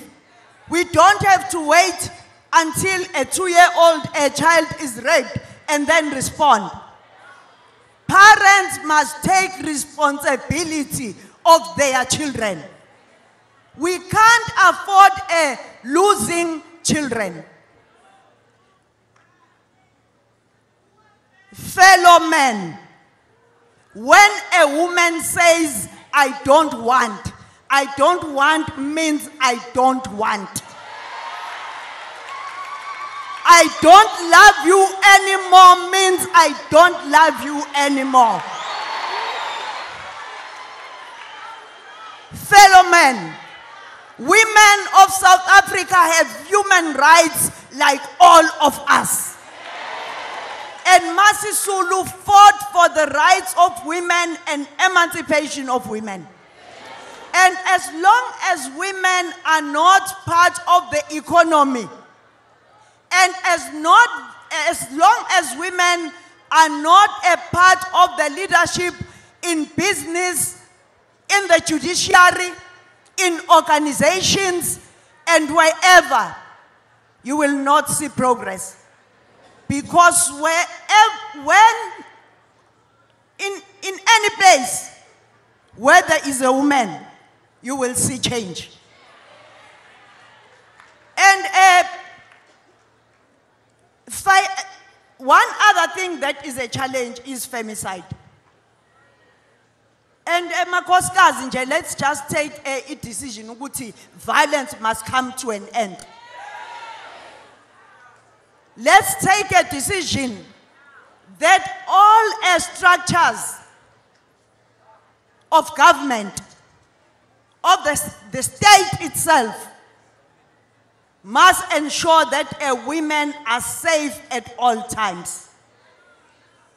And as we go out to mobilize communities in the Tumamina spirit, we must remind all South Africans that Utatu Mandela, no Mam Albertina Sisulu, were part of that campaign. And comrades, ladies and gentlemen, here I can feel the spirit of Babu Luthuli. I can feel the spirit of Charlotte Maxege, who says, if uku leadership position or if kuyokhethwa ungathi hayi ele position ingathi ifanele mina, ithi leyo nto ijwayele ukwenzeka. Uthi umam Charlotte uma ngabe kwenzekile wakhethwa, bring up another woman with you. Wathinta abafazi, wathinta imbokodo, malibongwe. Madam Speaker, I'm sorry, I forgot to recognize you. Yes, I'm so sorry. Thank you very much. Amanda! Thank you very much, Minister of Women in the Presidency, Umama Ubathabile Dlamini. Indeed, ukhulumile nathi. You reminded me of the last lekgotla that we had as NGO, where Minister in the Presidency, Minister Dlamini Zuma, I remember very well that she stood up boldly so and says that I think we must take a decision as leaders that no man will occupy a leading position in the society if that men don't pay their maintenance. Wathi akukho ndoda izaba ngumeya, akukho ndoda izakuba nguminister okanye udeputy minister, akukho ndoda izawuba lilungu leparlamente, akukho ndoda izawuba ngu-CEO we-state owned entity ukuba akabhatali indondla yabantwana. Ufika uleader pha uzimisele kodwa abantwana baphethwe yindlala. Uthi izawuphela loo nto. The next person that is going to address us, actually is going to make a remark and introduce the president to us, is the Minister of Arts and Culture. Owenze ukuba masibe silapha namhlanje. Seningasibuzi ke ngomso ngale mali sisebenzisile apha. Ngake linga nithi hayi kwacima kwathi niyazi basi sibhatele apha. Minister, it's over to you. Thank you. Malibongwe. Malibongwe. Igama lamakhosikazi. Wathinta abafazi. Uzokwenzeni? Uzokwenzeni?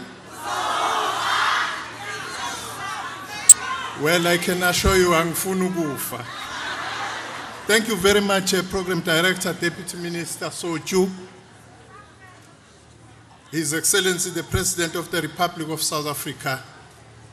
I think everybody has been acknowledged, including the Speaker of the National Assembly and the Premier of Northern Cape.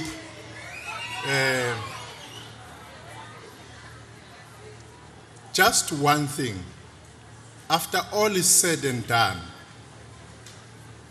it is now time that we ponder on how we as a society, we raise the boy child so that we all move towards one direction of building a caring society which will take care of its women. It is also important that we take this opportunity to salute all the generations of women who fought for liberation. Had it not because of them, and that's not a cliche, we wouldn't have reached 1994. And amongst the generations of women is the generation we like to forget of Ma Kotsi, Ma Kabashane of 1913, who, when the leadership of the ANC was still timid, they were very radical and took it upon themselves to challenge the status quo. I'm saying this, Your Excellency, by way of saying that if you come closer to the podium, the women will be very happy. Will be very, very happy. Happy Women's Day.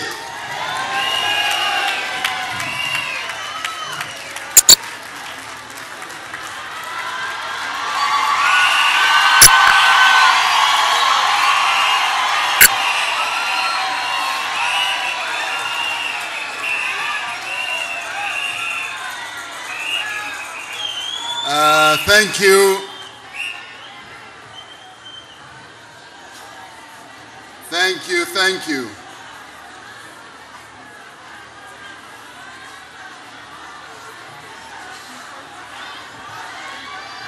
There's still a lot of noise.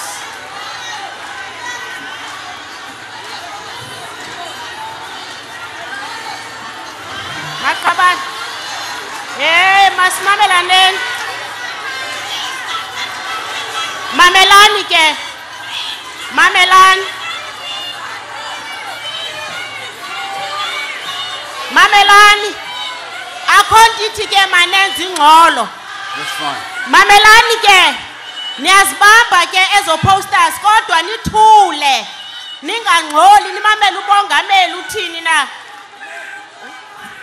Yeah, we've seen that.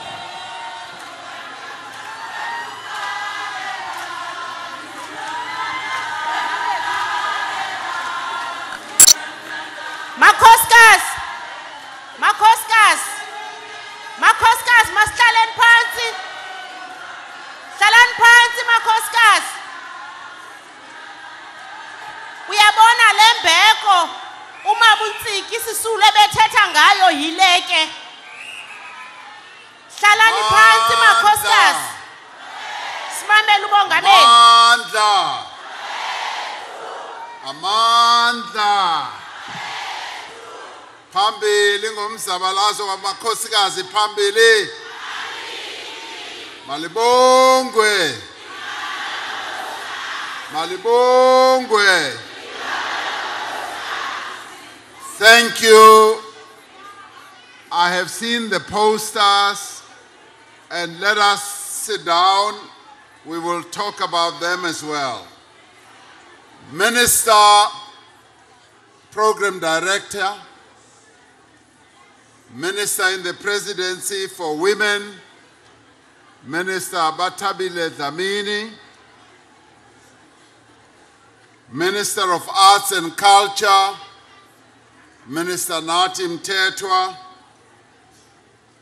ministers and deputy ministers present here today, premiers of our provinces in the Free State and the Northern Cape, the Speaker of our National Assembly,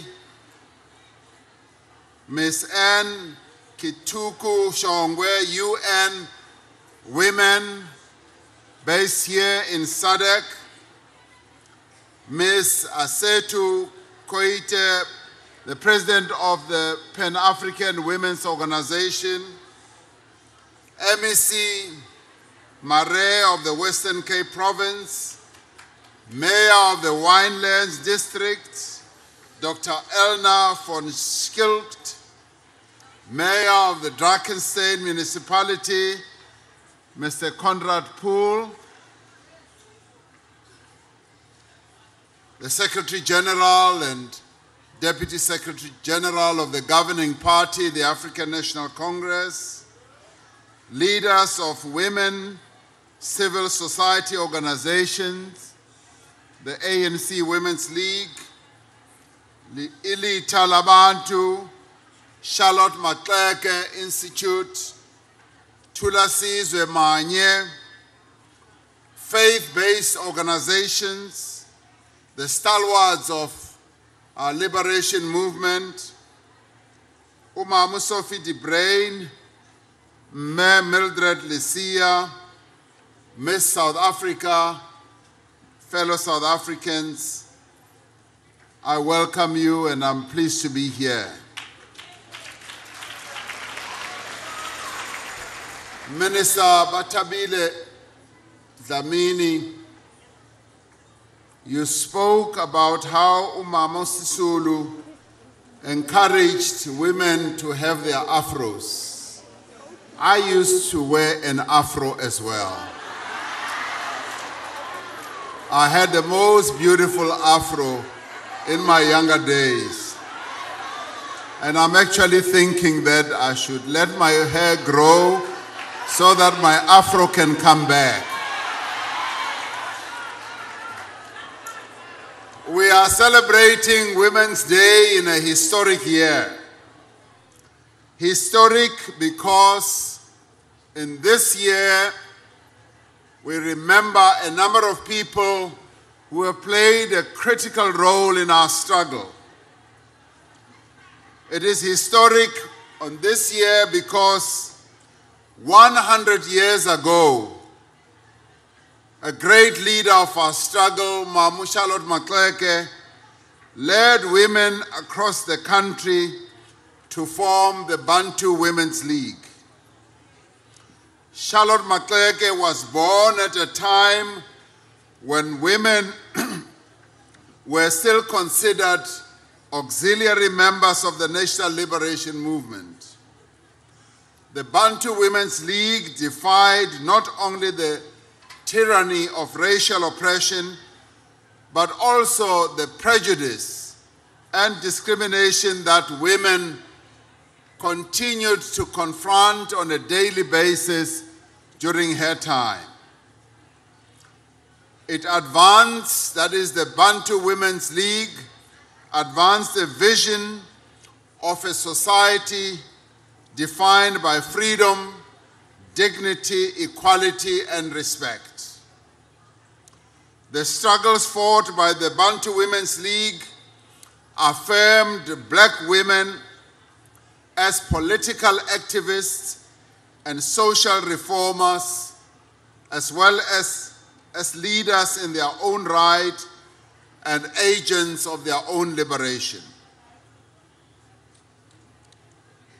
That was 100 years ago. This year we also celebrate the centenary of the birth of Umama Albertina Sisulu, one of the greatest leaders this country has known, a woman who inherited the fighting spirit of Charlotte Maxeke, and the institutional legacy of the Bantu Women's League. We celebrate her extraordinary contribution to the struggle of the people of our country for liberation. Through Umama Albertina Sisulu, through her courage and selflessness, she kept the flames of freedom burning even in the darkest hours and moments of apartheid oppression. She suffered greatly and was separated from her husband, Walter Sisulu, for many, many years. She was left as a single mother, having to care for the children of the Sisulu family. She embodied the values that continue to guide our struggle for the emancipation of women and indeed the freedom of all people all over. Women's Day is an opportunity to pay tribute to the remarkable women leaders who have been at the forefront of the liberation struggle. And it is in this regard that we as a nation should regard ourselves as being fortunate to have had iconic women who have not only participated in our struggle, but who have also led the struggle, but also during difficult and dangerous times. It is on this day that we remember leaders like Umama Winnie Madikizela Mandela,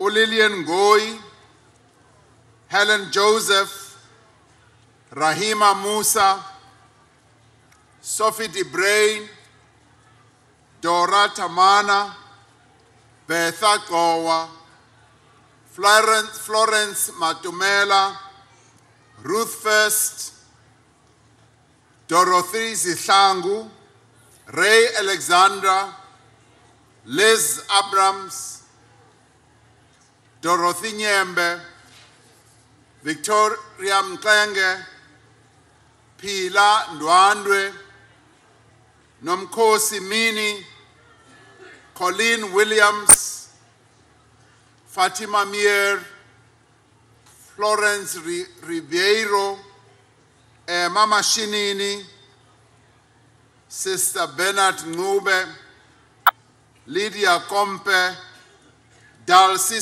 September, Josephine Mashobane, Mildred Lycia, Helen Suzman, and many others.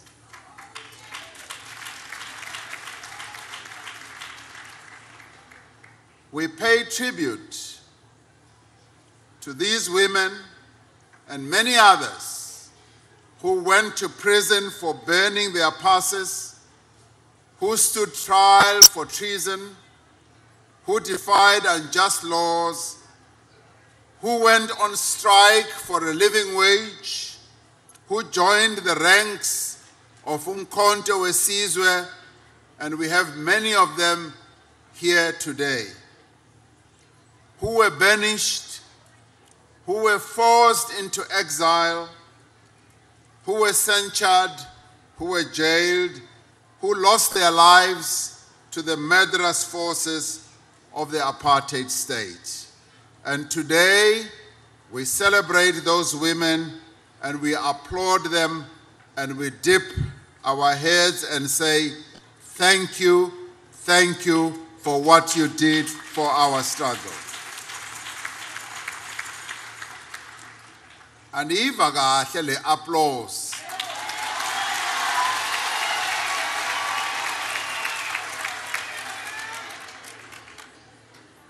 Ek hoor nie hierdie applause baie lekker nie.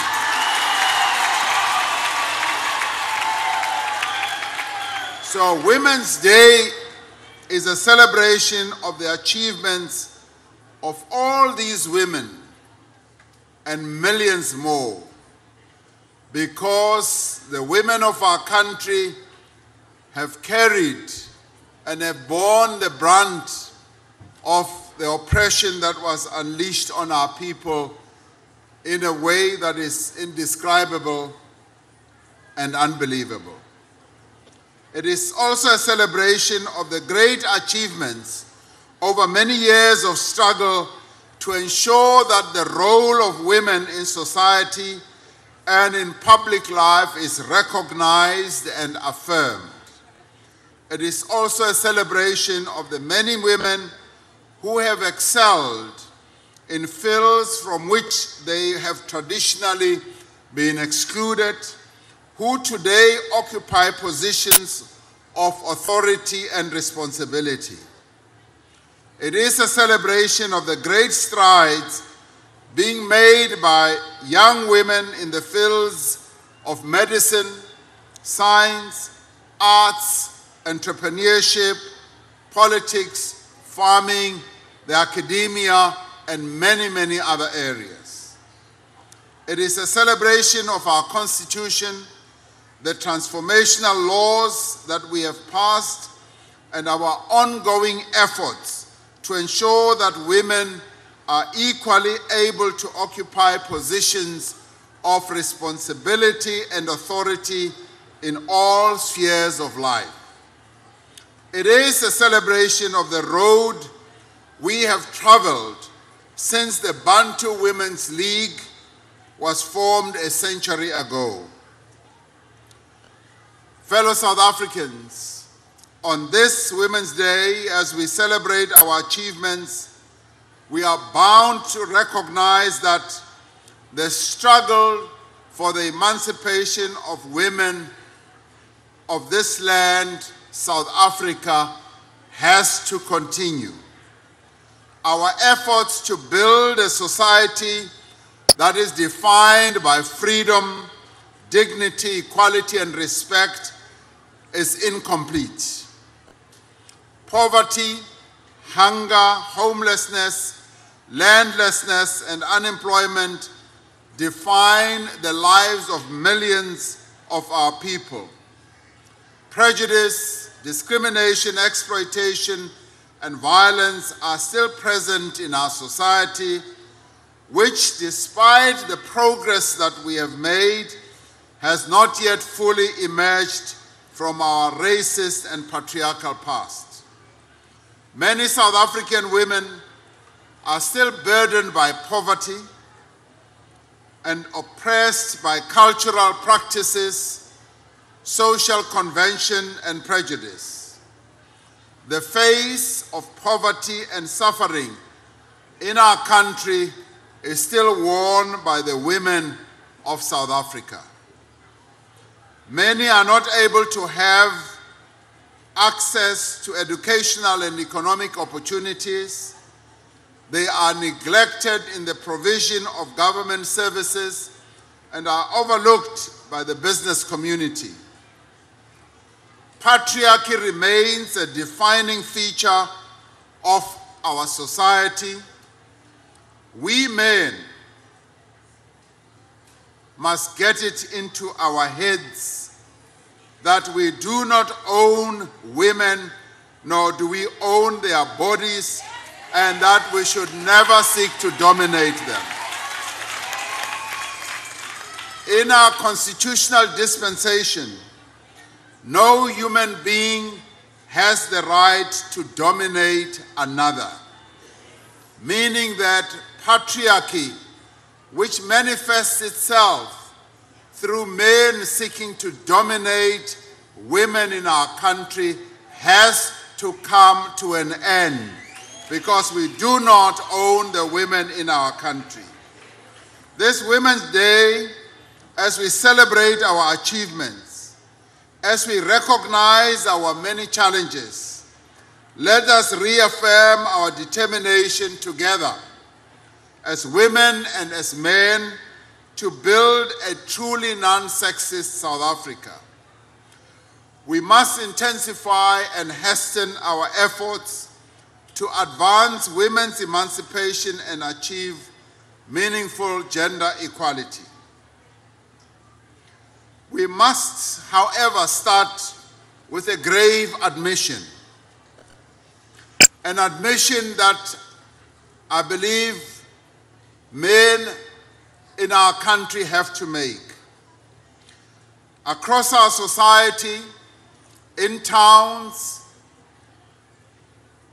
small and large cities, in homes, in schools, in colleges and universities, in our streets, our parks and open spaces, a war is being waged against the women of South Africa.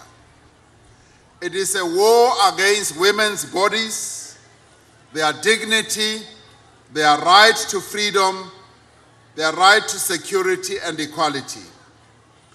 It is an affront to our common humanity and a betrayal to the values of our Constitution.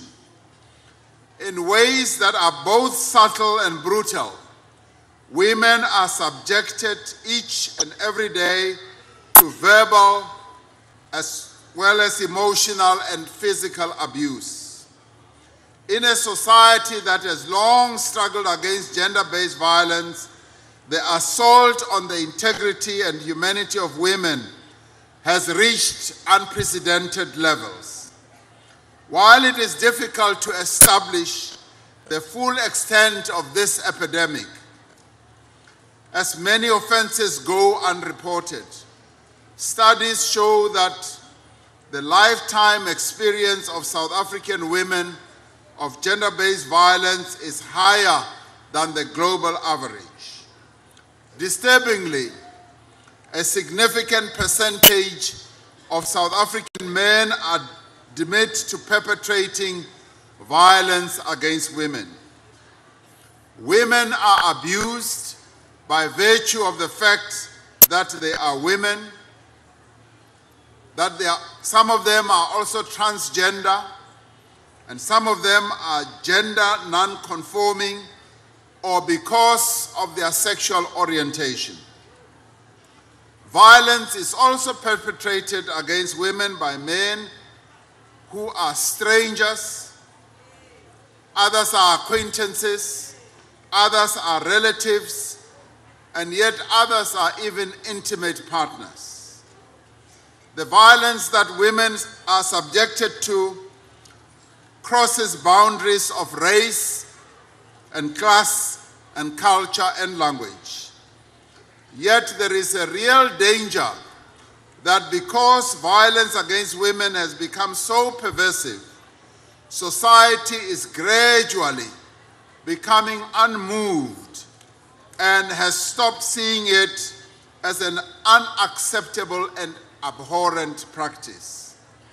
Instead of being outraged and angry, there is a weary acceptance that this is the norm. Instead of action, there is only lamentation. In answering the threat of complacency last week, thousands of women mounted huge protests across the country as part of campaigns by the #TotalShutdown movement and the Young Women's Desk of the ANC Women's League. I can report, Auntie Sophie de Bruyn, that a large group of women marched to the union buildings, demanding, as you did 62 years ago, that the government addresses the plight of South Africa's women. Unlike you, Auntie Sophie, these protesters were met by a government of the people, a government democratically elected with a clear, unequivocal mandate to transform society.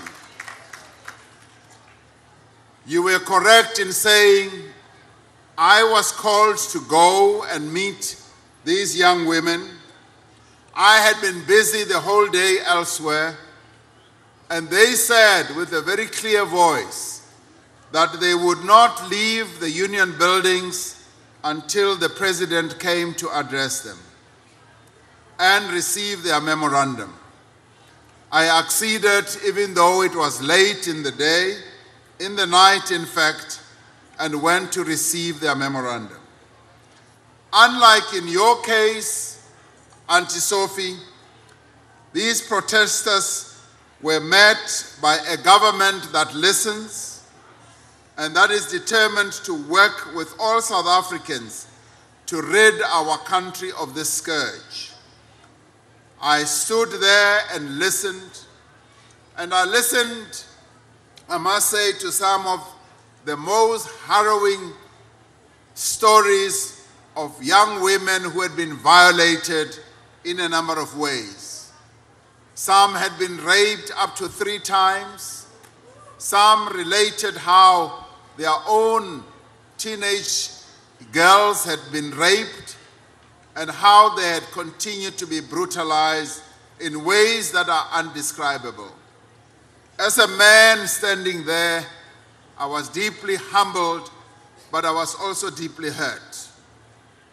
We are a government that says that there is no place for people who want to victimize those who report violence against women and who protest against it.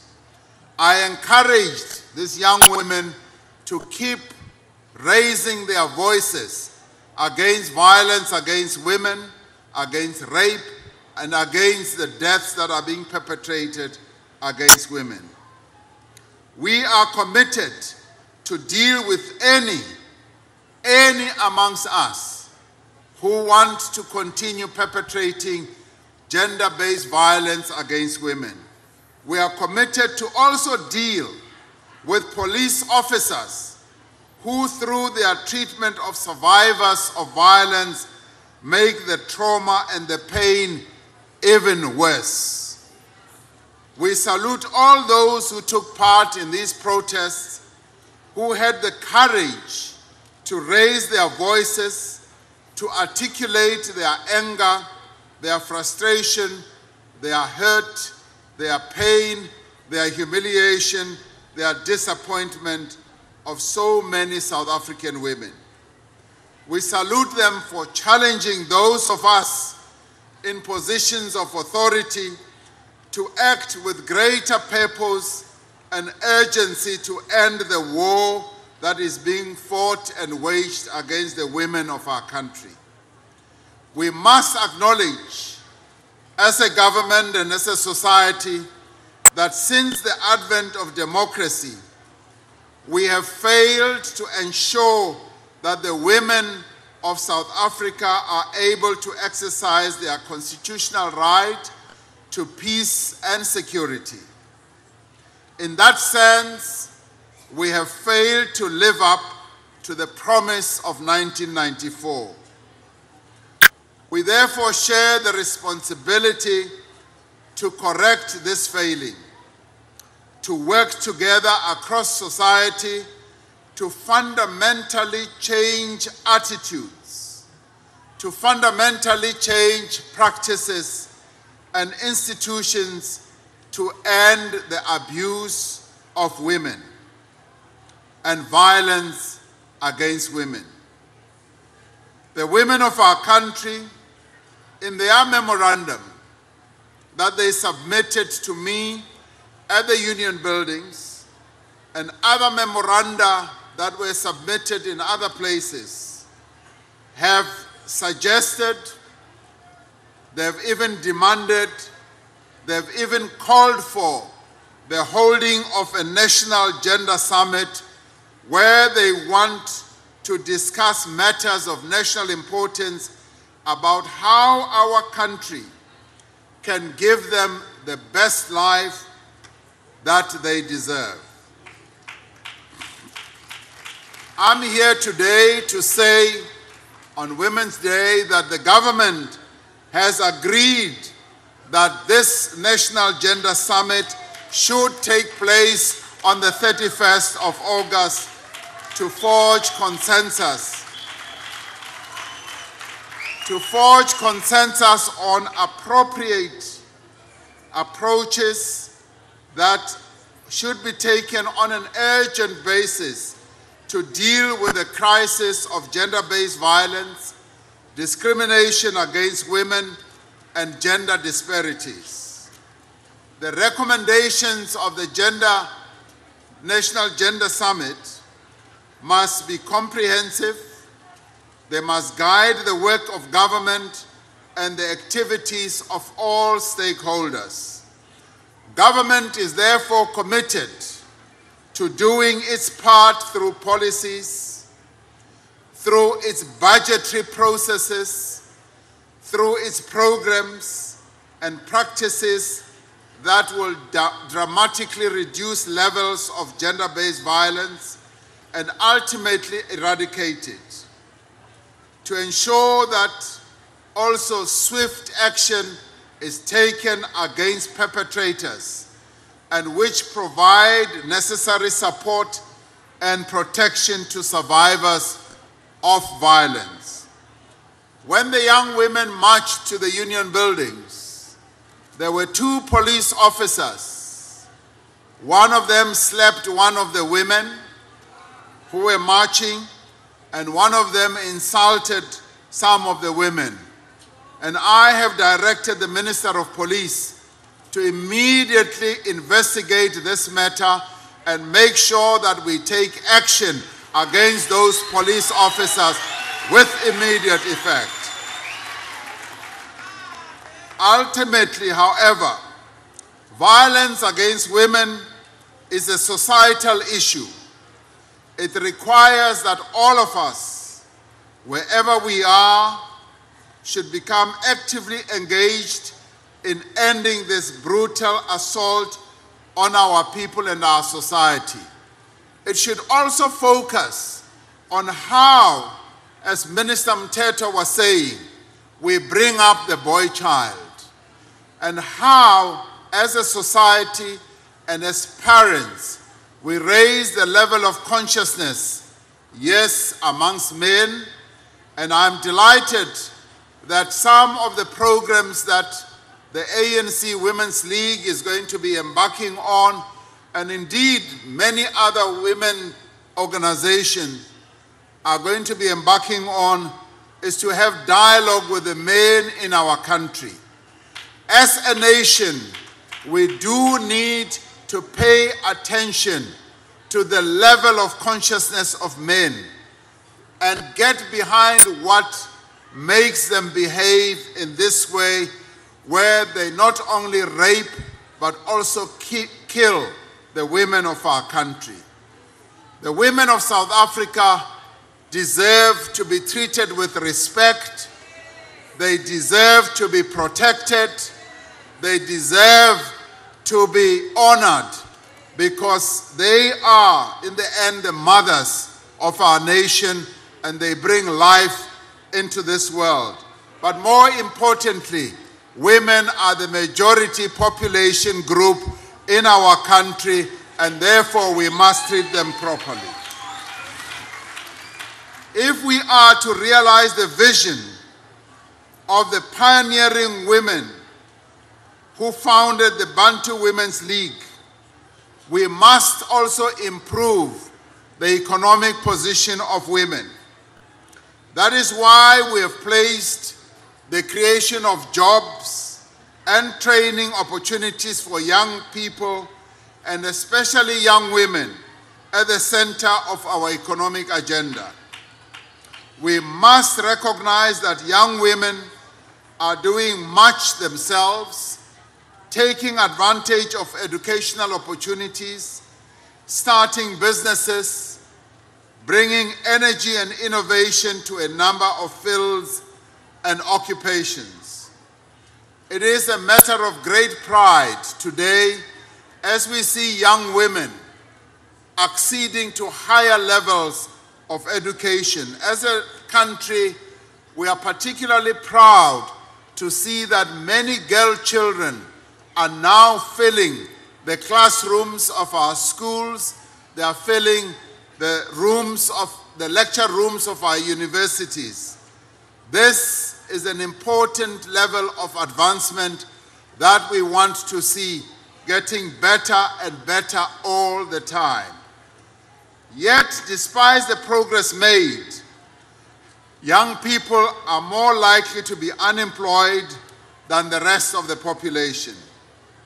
Young women face additional challenges of gender inequality, discrimination, and oppressive social practices. Therefore, each and every policy and program that advances the empowerment of young people must make specific provision for the empowerment of young women. An important part of our effort will be to create pathways for young women into work. Many young black women do not have the skills, access to networks, or exposure to the work environment to easily find employment. Many live far away from potential places of work and cannot afford to go looking for work. So they stay at home, and largely also because they don't even have the money to pay for transport. In response to this challenge, government, business, labor, and several civil society organizations have worked together to launch the Youth Employment Service, which facilitates one-year work experience opportunities for unemployed young people in participating companies. We will be closely monitoring the intake into this program as well as the outcomes to ensure that young women are equally represented, if not more represented. Ultimately, the most direct and sustainable way to empower young women is through education and skills development. And this is where we say the place of young women is in the classroom, is in the lecture hall. That is where we want to find the majority of them. Global experience has shown that education is the most effective way to empower young women and promote gender equality. Yet young women face several challenges, such as outdated attitudes to the education of women, relegation to domestic duties, or responsibility for childcare. And this is where we must say, young women must be in the professions. Young women must be running companies. Young women must be running universities. They must be the engineers of our nation. They must be the doctors of our nation. They must be the key professionals. And I would like to see South Africa making sure that many and many young women in our country get the best education opportunities they can and get into the professions so that they can be in a better position to lead our nation. Our nation is hungry for the leadership, yes, of women, and we must move in that direction. So say I. That is why we need to ensure that girls and young women, yes, remain in school to complete matric. We often find that many young women only go up to 10 years of school, and along the way they stumble and fall and don't finish their matric. And we are saying to parents, even if the young women in our nation stumble and fall due to a whole range of reasons, let us make sure that we help them to stand up. Let them pick themselves up, and let's help pick them up so that at the very least they finish 12 years of schooling. We want them to be in areas like mathematics and science, technology, and that they should proceed without hindrance to higher levels of education as well. Our government has embarked on a range of measures to accelerate comprehensive land reform and to expand agricultural production. These measures, in addition to creating and correcting a historical injustice, are aimed to unlock the economic potential of our land and our people. It is essential that we use this process of land reform as we make sure that the land of our country is restored to the people of our country. Let us ensure that there is equitable access for women to the land in both the rural and urban areas. The land should not only be parceled out to men. We must focus, and we will make sure that we do in government. We want the land reform process to be a mechanism through which we economically empower the women of our country for agriculture, for housing, as well as for enabling them to get into business processes. Women who live in rural areas must have their right to land recognized and enforced, and must have the means to use their land to improve their lives and the lives of their families. Poor and working class women have the same right and need to have the same opportunity as men to own property in well-located areas, whether it is in the rural areas or the urban areas.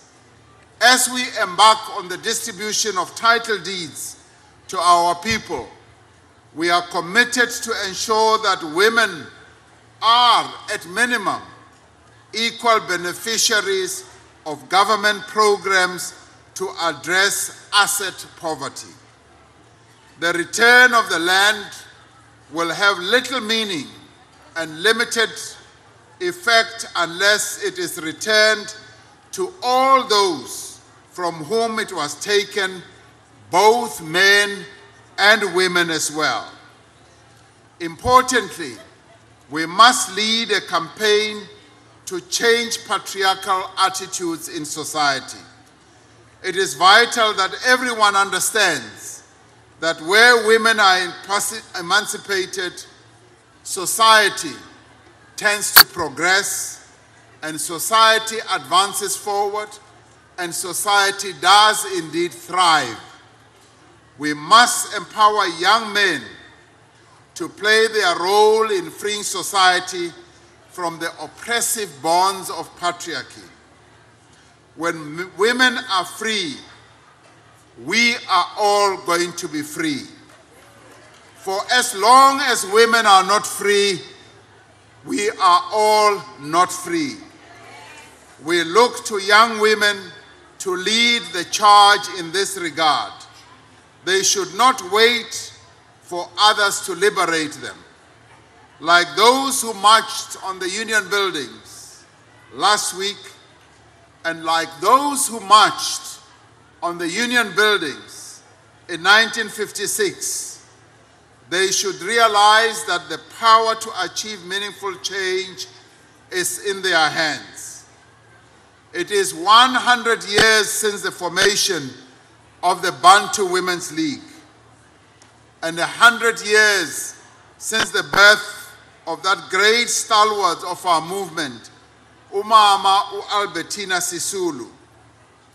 We mark these historic events not merely to recall the extraordinary path that women of our country have walked over many decades of oppression, repression, discrimination, and exploitation.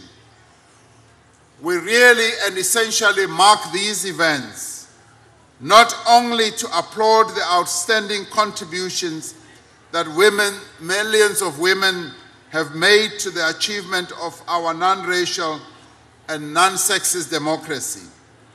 We mark these events so that we may be reminded, as we look to the future, that no matter how great the challenges we face, no matter how difficult the problems that we must overcome, by working together, men and women, young and old, black and white, we can succeed, and indeed we can prevail.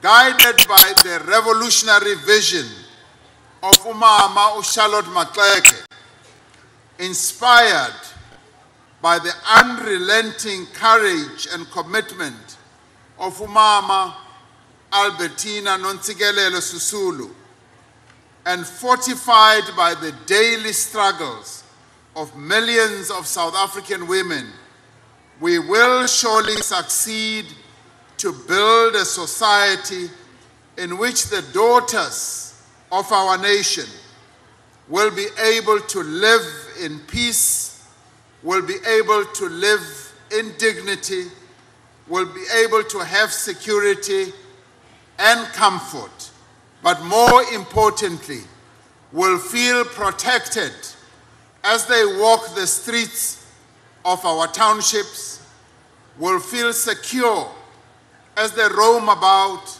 in the pathways of our villages, will feel secure as they go about their daily lives in the university grounds of our universities, will feel that the workplace is a place where they can be advanced and where they can reach out for their dreams. It is at this moment that I ask that we honor those women who have been brutally killed, those women who have also been raped, those women who have been brutally violated through violence, young and old, but particularly those women who have died recently, either through deep depression or who have been killed. And it is at this moment that I ask that we all stand and observe a moment of silence in honor of those women who were so brutally violated.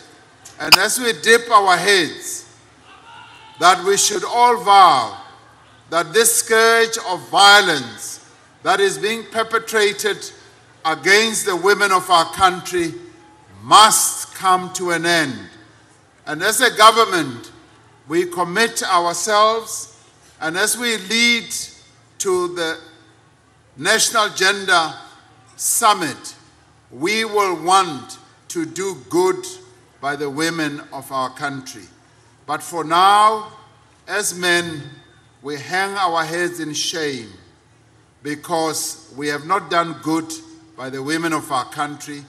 But at this moment, let us observe this moment of silence and let the sadness and the hurt that is felt by the women of our country seep into our consciousness, seep into our hearts and our minds, and that we should vow as South Africans that we will stop this scourge of the killing of women, the rape of women, and the violence that is perpetrated against the women of our country. Let us bow our heads and observe a moment of silence.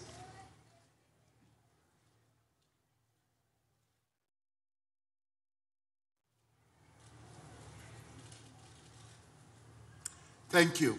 With this, we dedicate ourselves as South Africans that we're going to do everything in our power to empower the women of our country. Thank you very much.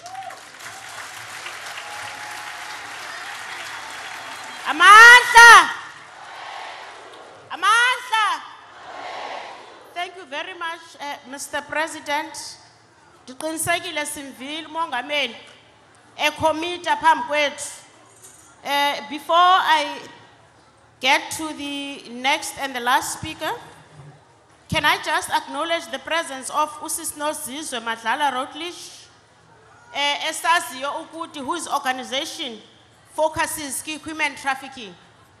Siyayazi organization yako, I've worked with you. You are the one who makes sure ukuthi la commodity ithengiswa ngomama i-buyers ziyabanjwa.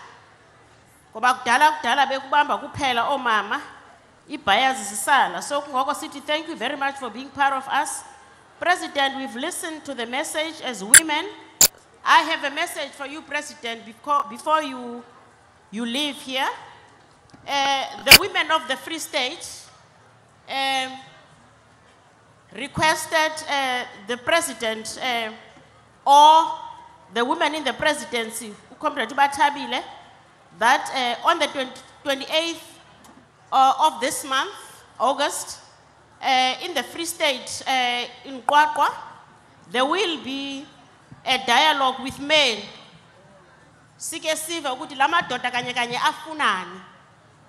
What is it that maybe that society as a whole is not doing right, so that we can end the thing of blaming ourselves for each and everything wrong?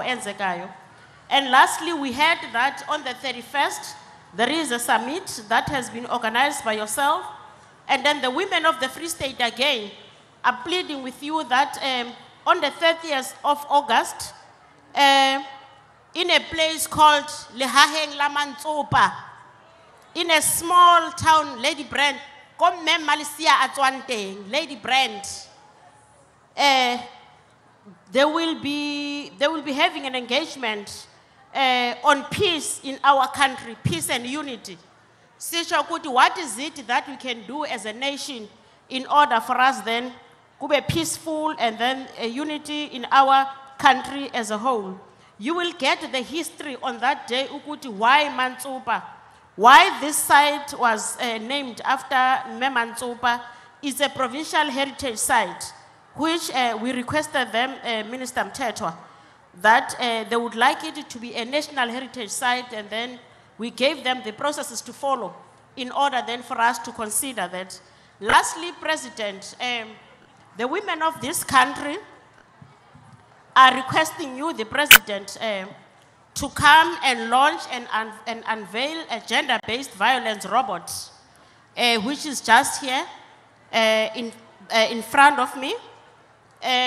When you are here, President, what is meant by this robot? As you know that a robot has got 3 different colors. We have a green color, President. The green color means that the relationship is healthy. That is the green color. The relationship is healthy. And then the orange color, we see some signs. Zokuthi up, engati andizubambeka kakuhle. And therefore it says wake up. And then the red color, it says that you need a professional help and stop the relation. Shia baleka. Otherwise, you will be killed. Therefore, President, sifuna law commitment namhlanje singamakhosikazi sisho ukuthi nguwe mongameli owayilauncha wayi-unveila le robot ye gender-based violence robot.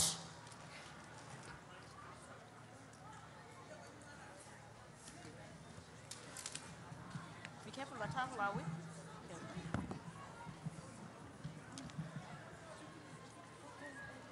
Makhosikazi nanso ke i-robot upresident uyayilauncha and uyayi-unveila. Kufuneka si-understand bayithetha ukuthini singamakhosikazi. Kize mmala omutala ubulela hore tjhe ho sale monate bokamoso bo teng. Mmala o orange ubulela hore ka re mathatanyana ntse a qala jwale.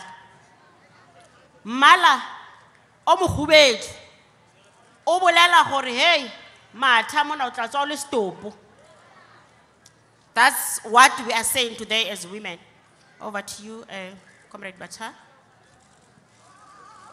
Nanso okay, makhosikazi. Halala makhosikazi, halala. Halala makhosikazi, halala. Thank you, President Ramaphosa. Thank you. Thank you, President Ramaphosa. Thank you.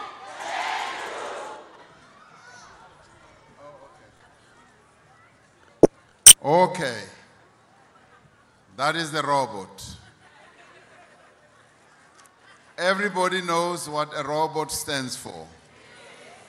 Green means no violence, healthy relationship. There is mutual respect for self and choices you make. No one controls the other. There is honesty and respect. There is support and affirmation. There is acceptance. There is empathy and kindness. There is thoughtful and forgivingness. There is appreciation, validation. It allows for individuality. There's good communication. There's understanding. There's negotiation. And I would add there's give and take. But more importantly, they didn't write there is love. The most important part. Orange, react, let no one destroy you,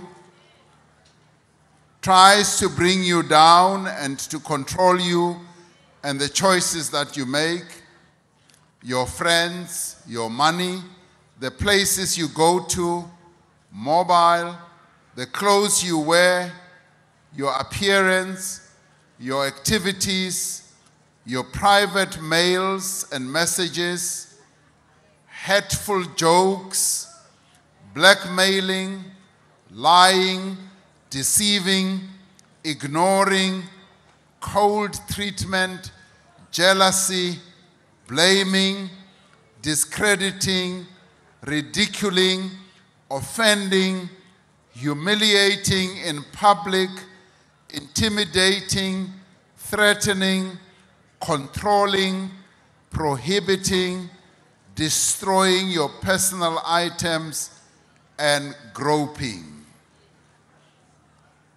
That is orange. Red, you need professional help.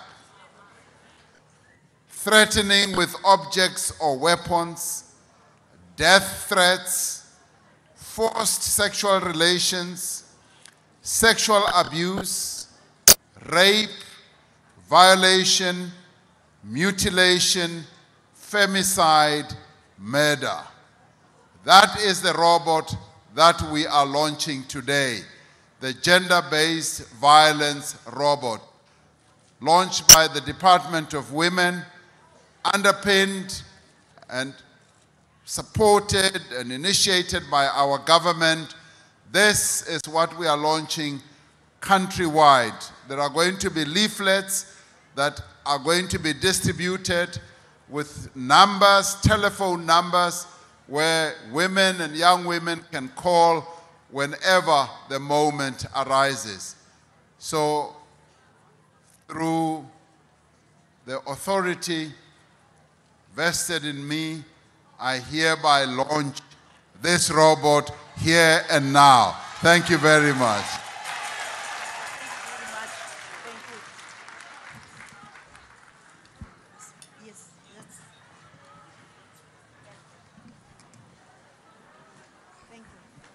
Thank you very much, Mr. President, and thanks very much to the Minister in the Presidency responsible for women. We are now then coming to the end of our program, but after we have a vote of thanks by Executive Mayor of Cape Winelands District Municipality, ningalibali bakusezawujayiviwa apha. Abasenamadolo funeka bazojayiva. Sibhatele apha. As I have said that, sinayo no Amanda Black. Ukhona uAmanda Black uzawuniculela apha.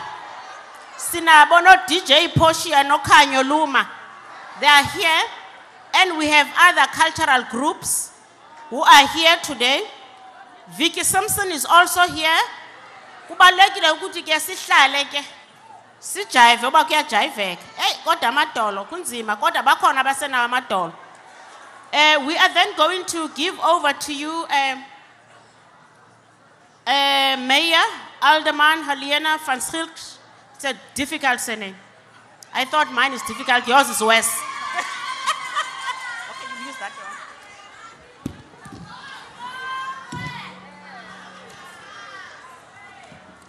one. Mbekweni. Good morning, good afternoon, and goeiemorgen. Thank you, Madam Program Director. Honorable Excellency President Cyril Ramaphosa, is he still here? With your permission, sir, all protocol reserved. It is for me a huge and a very special honor to do the vote of thanks today on behalf of all the citizens in the Cape Winelands District Municipality. Mr. President, you would have observed that we have topped our picturesque mountains with the most beautiful snow, especially for your visit today in Paarl. So we sincerely appreciate your visit, sir. Mr. President, thank you for your most powerful speech today. I really like to underline the next. You're reminding us to speak. You're reminding us of the contribution of women such as Charlotte Mateku, Albertina Sisulu, and many others to the liberation struggle in our beloved country. Sir, also for reminding us that the struggle against suffering, the struggle against poverty, the struggle against hunger, and the struggle against unemployment will continue. Thank you for that, sir. Mr. President, also we will take lessons.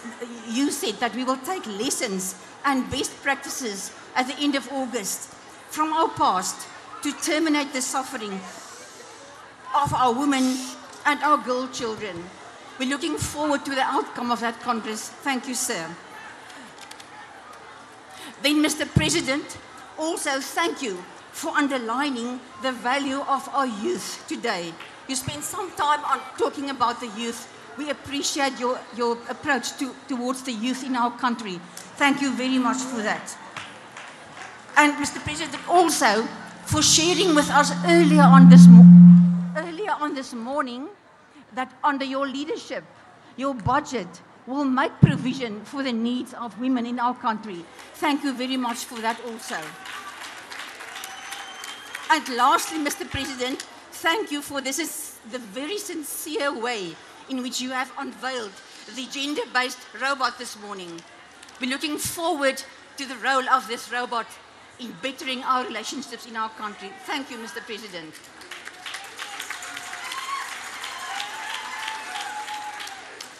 Then I would also like to thank Minister Henri Marie, Provincial Minister of Cultural Affairs and Sport. Minister Marie, thank you for your inspiring words this morning. We appreciate that. Then I would also like to refer to Tamarin Green, our own Miss South Africa.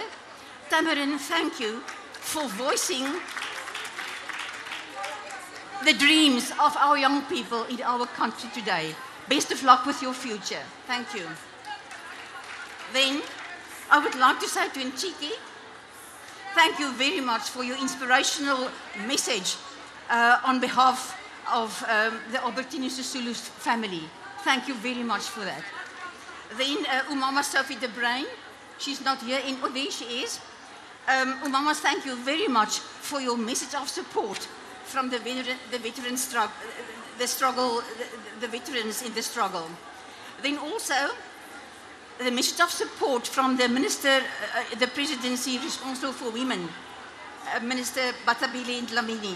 Thank you very much for your sharing these very important messages with us today. We appreciate that.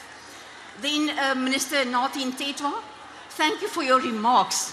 And in particular, I appreciate your reference to the way that we educate our boy children. Thank you very much. We can all take a lesson from that, and we will look after our boy children. Thank you very much, sir. And thank you also then for the remarks and the introduction of our Honourable President. It is appreciated, sir. Then I would like to just briefly refer to all other people in the program. First of all, the interpreters next to me. Thank you for your service here today. Then also,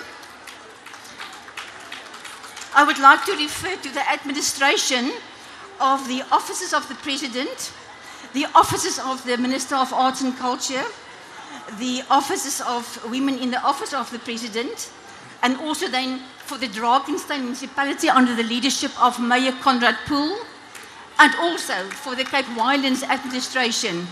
Thank you all for giving fruition to this wonderful day today.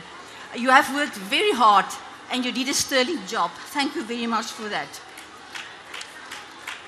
And I'd also like to say a word of sincere appreciation to Mr. William Masamela for inviting all the local artists who are entertaining us today with their wonderful talent here. Thank you very much for that. Then lastly, Mr. President, I would like to say thank you to all the women who are here today.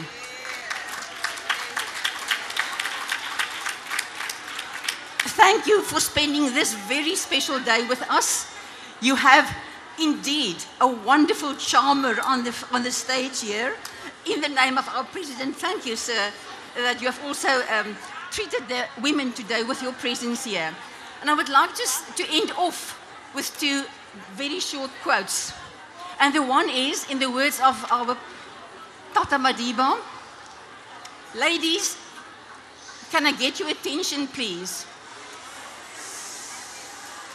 Tata Madiba said, if we want to walk fast, walk alone. But if we want to walk far, we will have to walk together. So can we walk together going forward to rebuild our lovely country to a place that we'd all like to live in? And in conclusion, if you have struck a woman, you have struck a rock. Thank you. Thank you very much, Mayor. Thanks a lot. The President will now leave us. The President is going to go to the overflow. Uyeza uPresident ke uzanibulisa apho egqitha. We'll have to sit down and wait until uPresident aphume. Kodwa ke ndiyayazi amakhosikazi ngengoma bethuna okukengoma. Igama lamakhosikazi malibongwe. Igama lamakhosikazi malibongwe.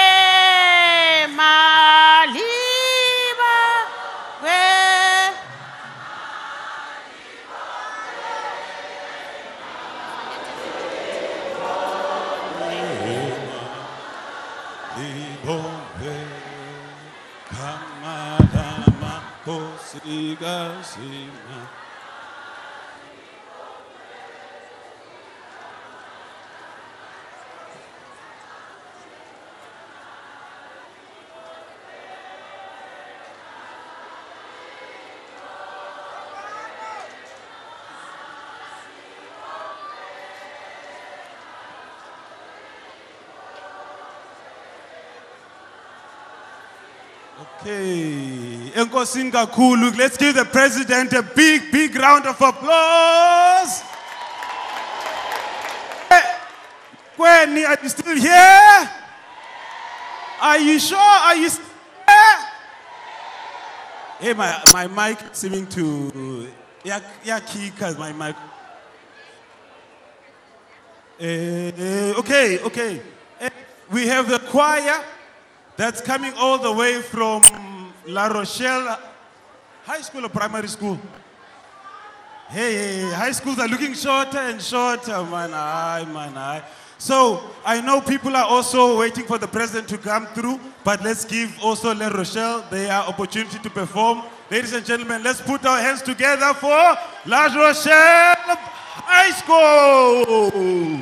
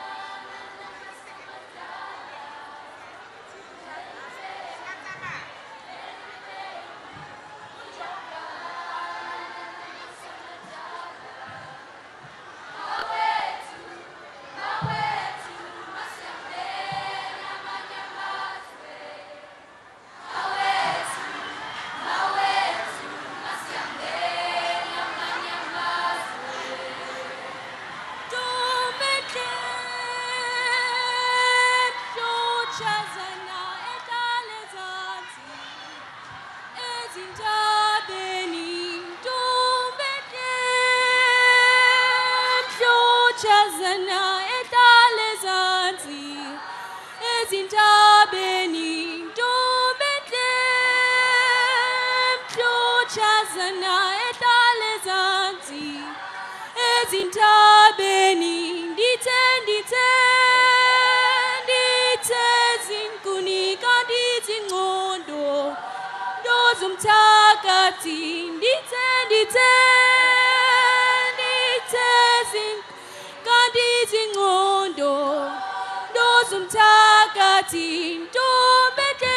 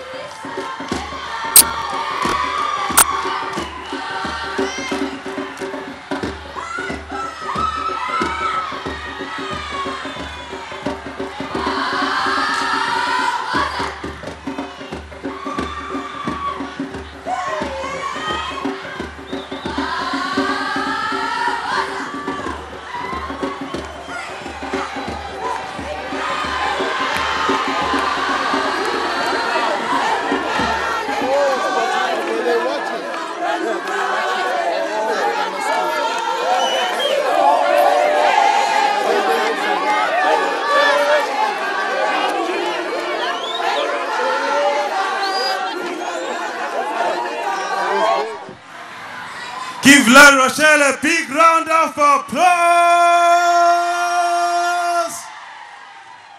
Including abantwana. Isikhalo somntana sihoye thulamta utukhalela batukhalela. That is isikhalo somntwana sihoye batukhalelani batukhalelani.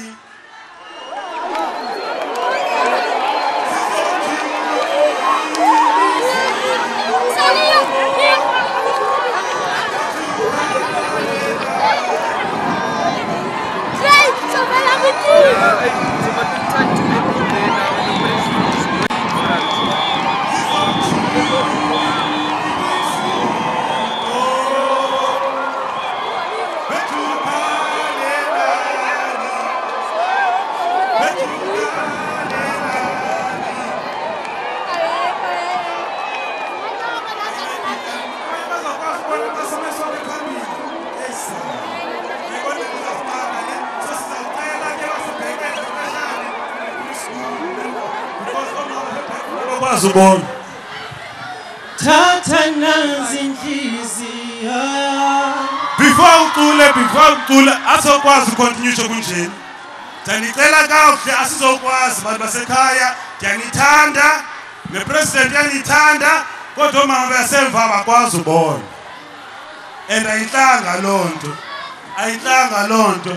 Kungoma endiyithandayo leculo bathi Diyoko ndinje nje gumama dinje nje guma diyoko ndinje nje gumama dinje nje mama. Okay, I'm gonna give over to them.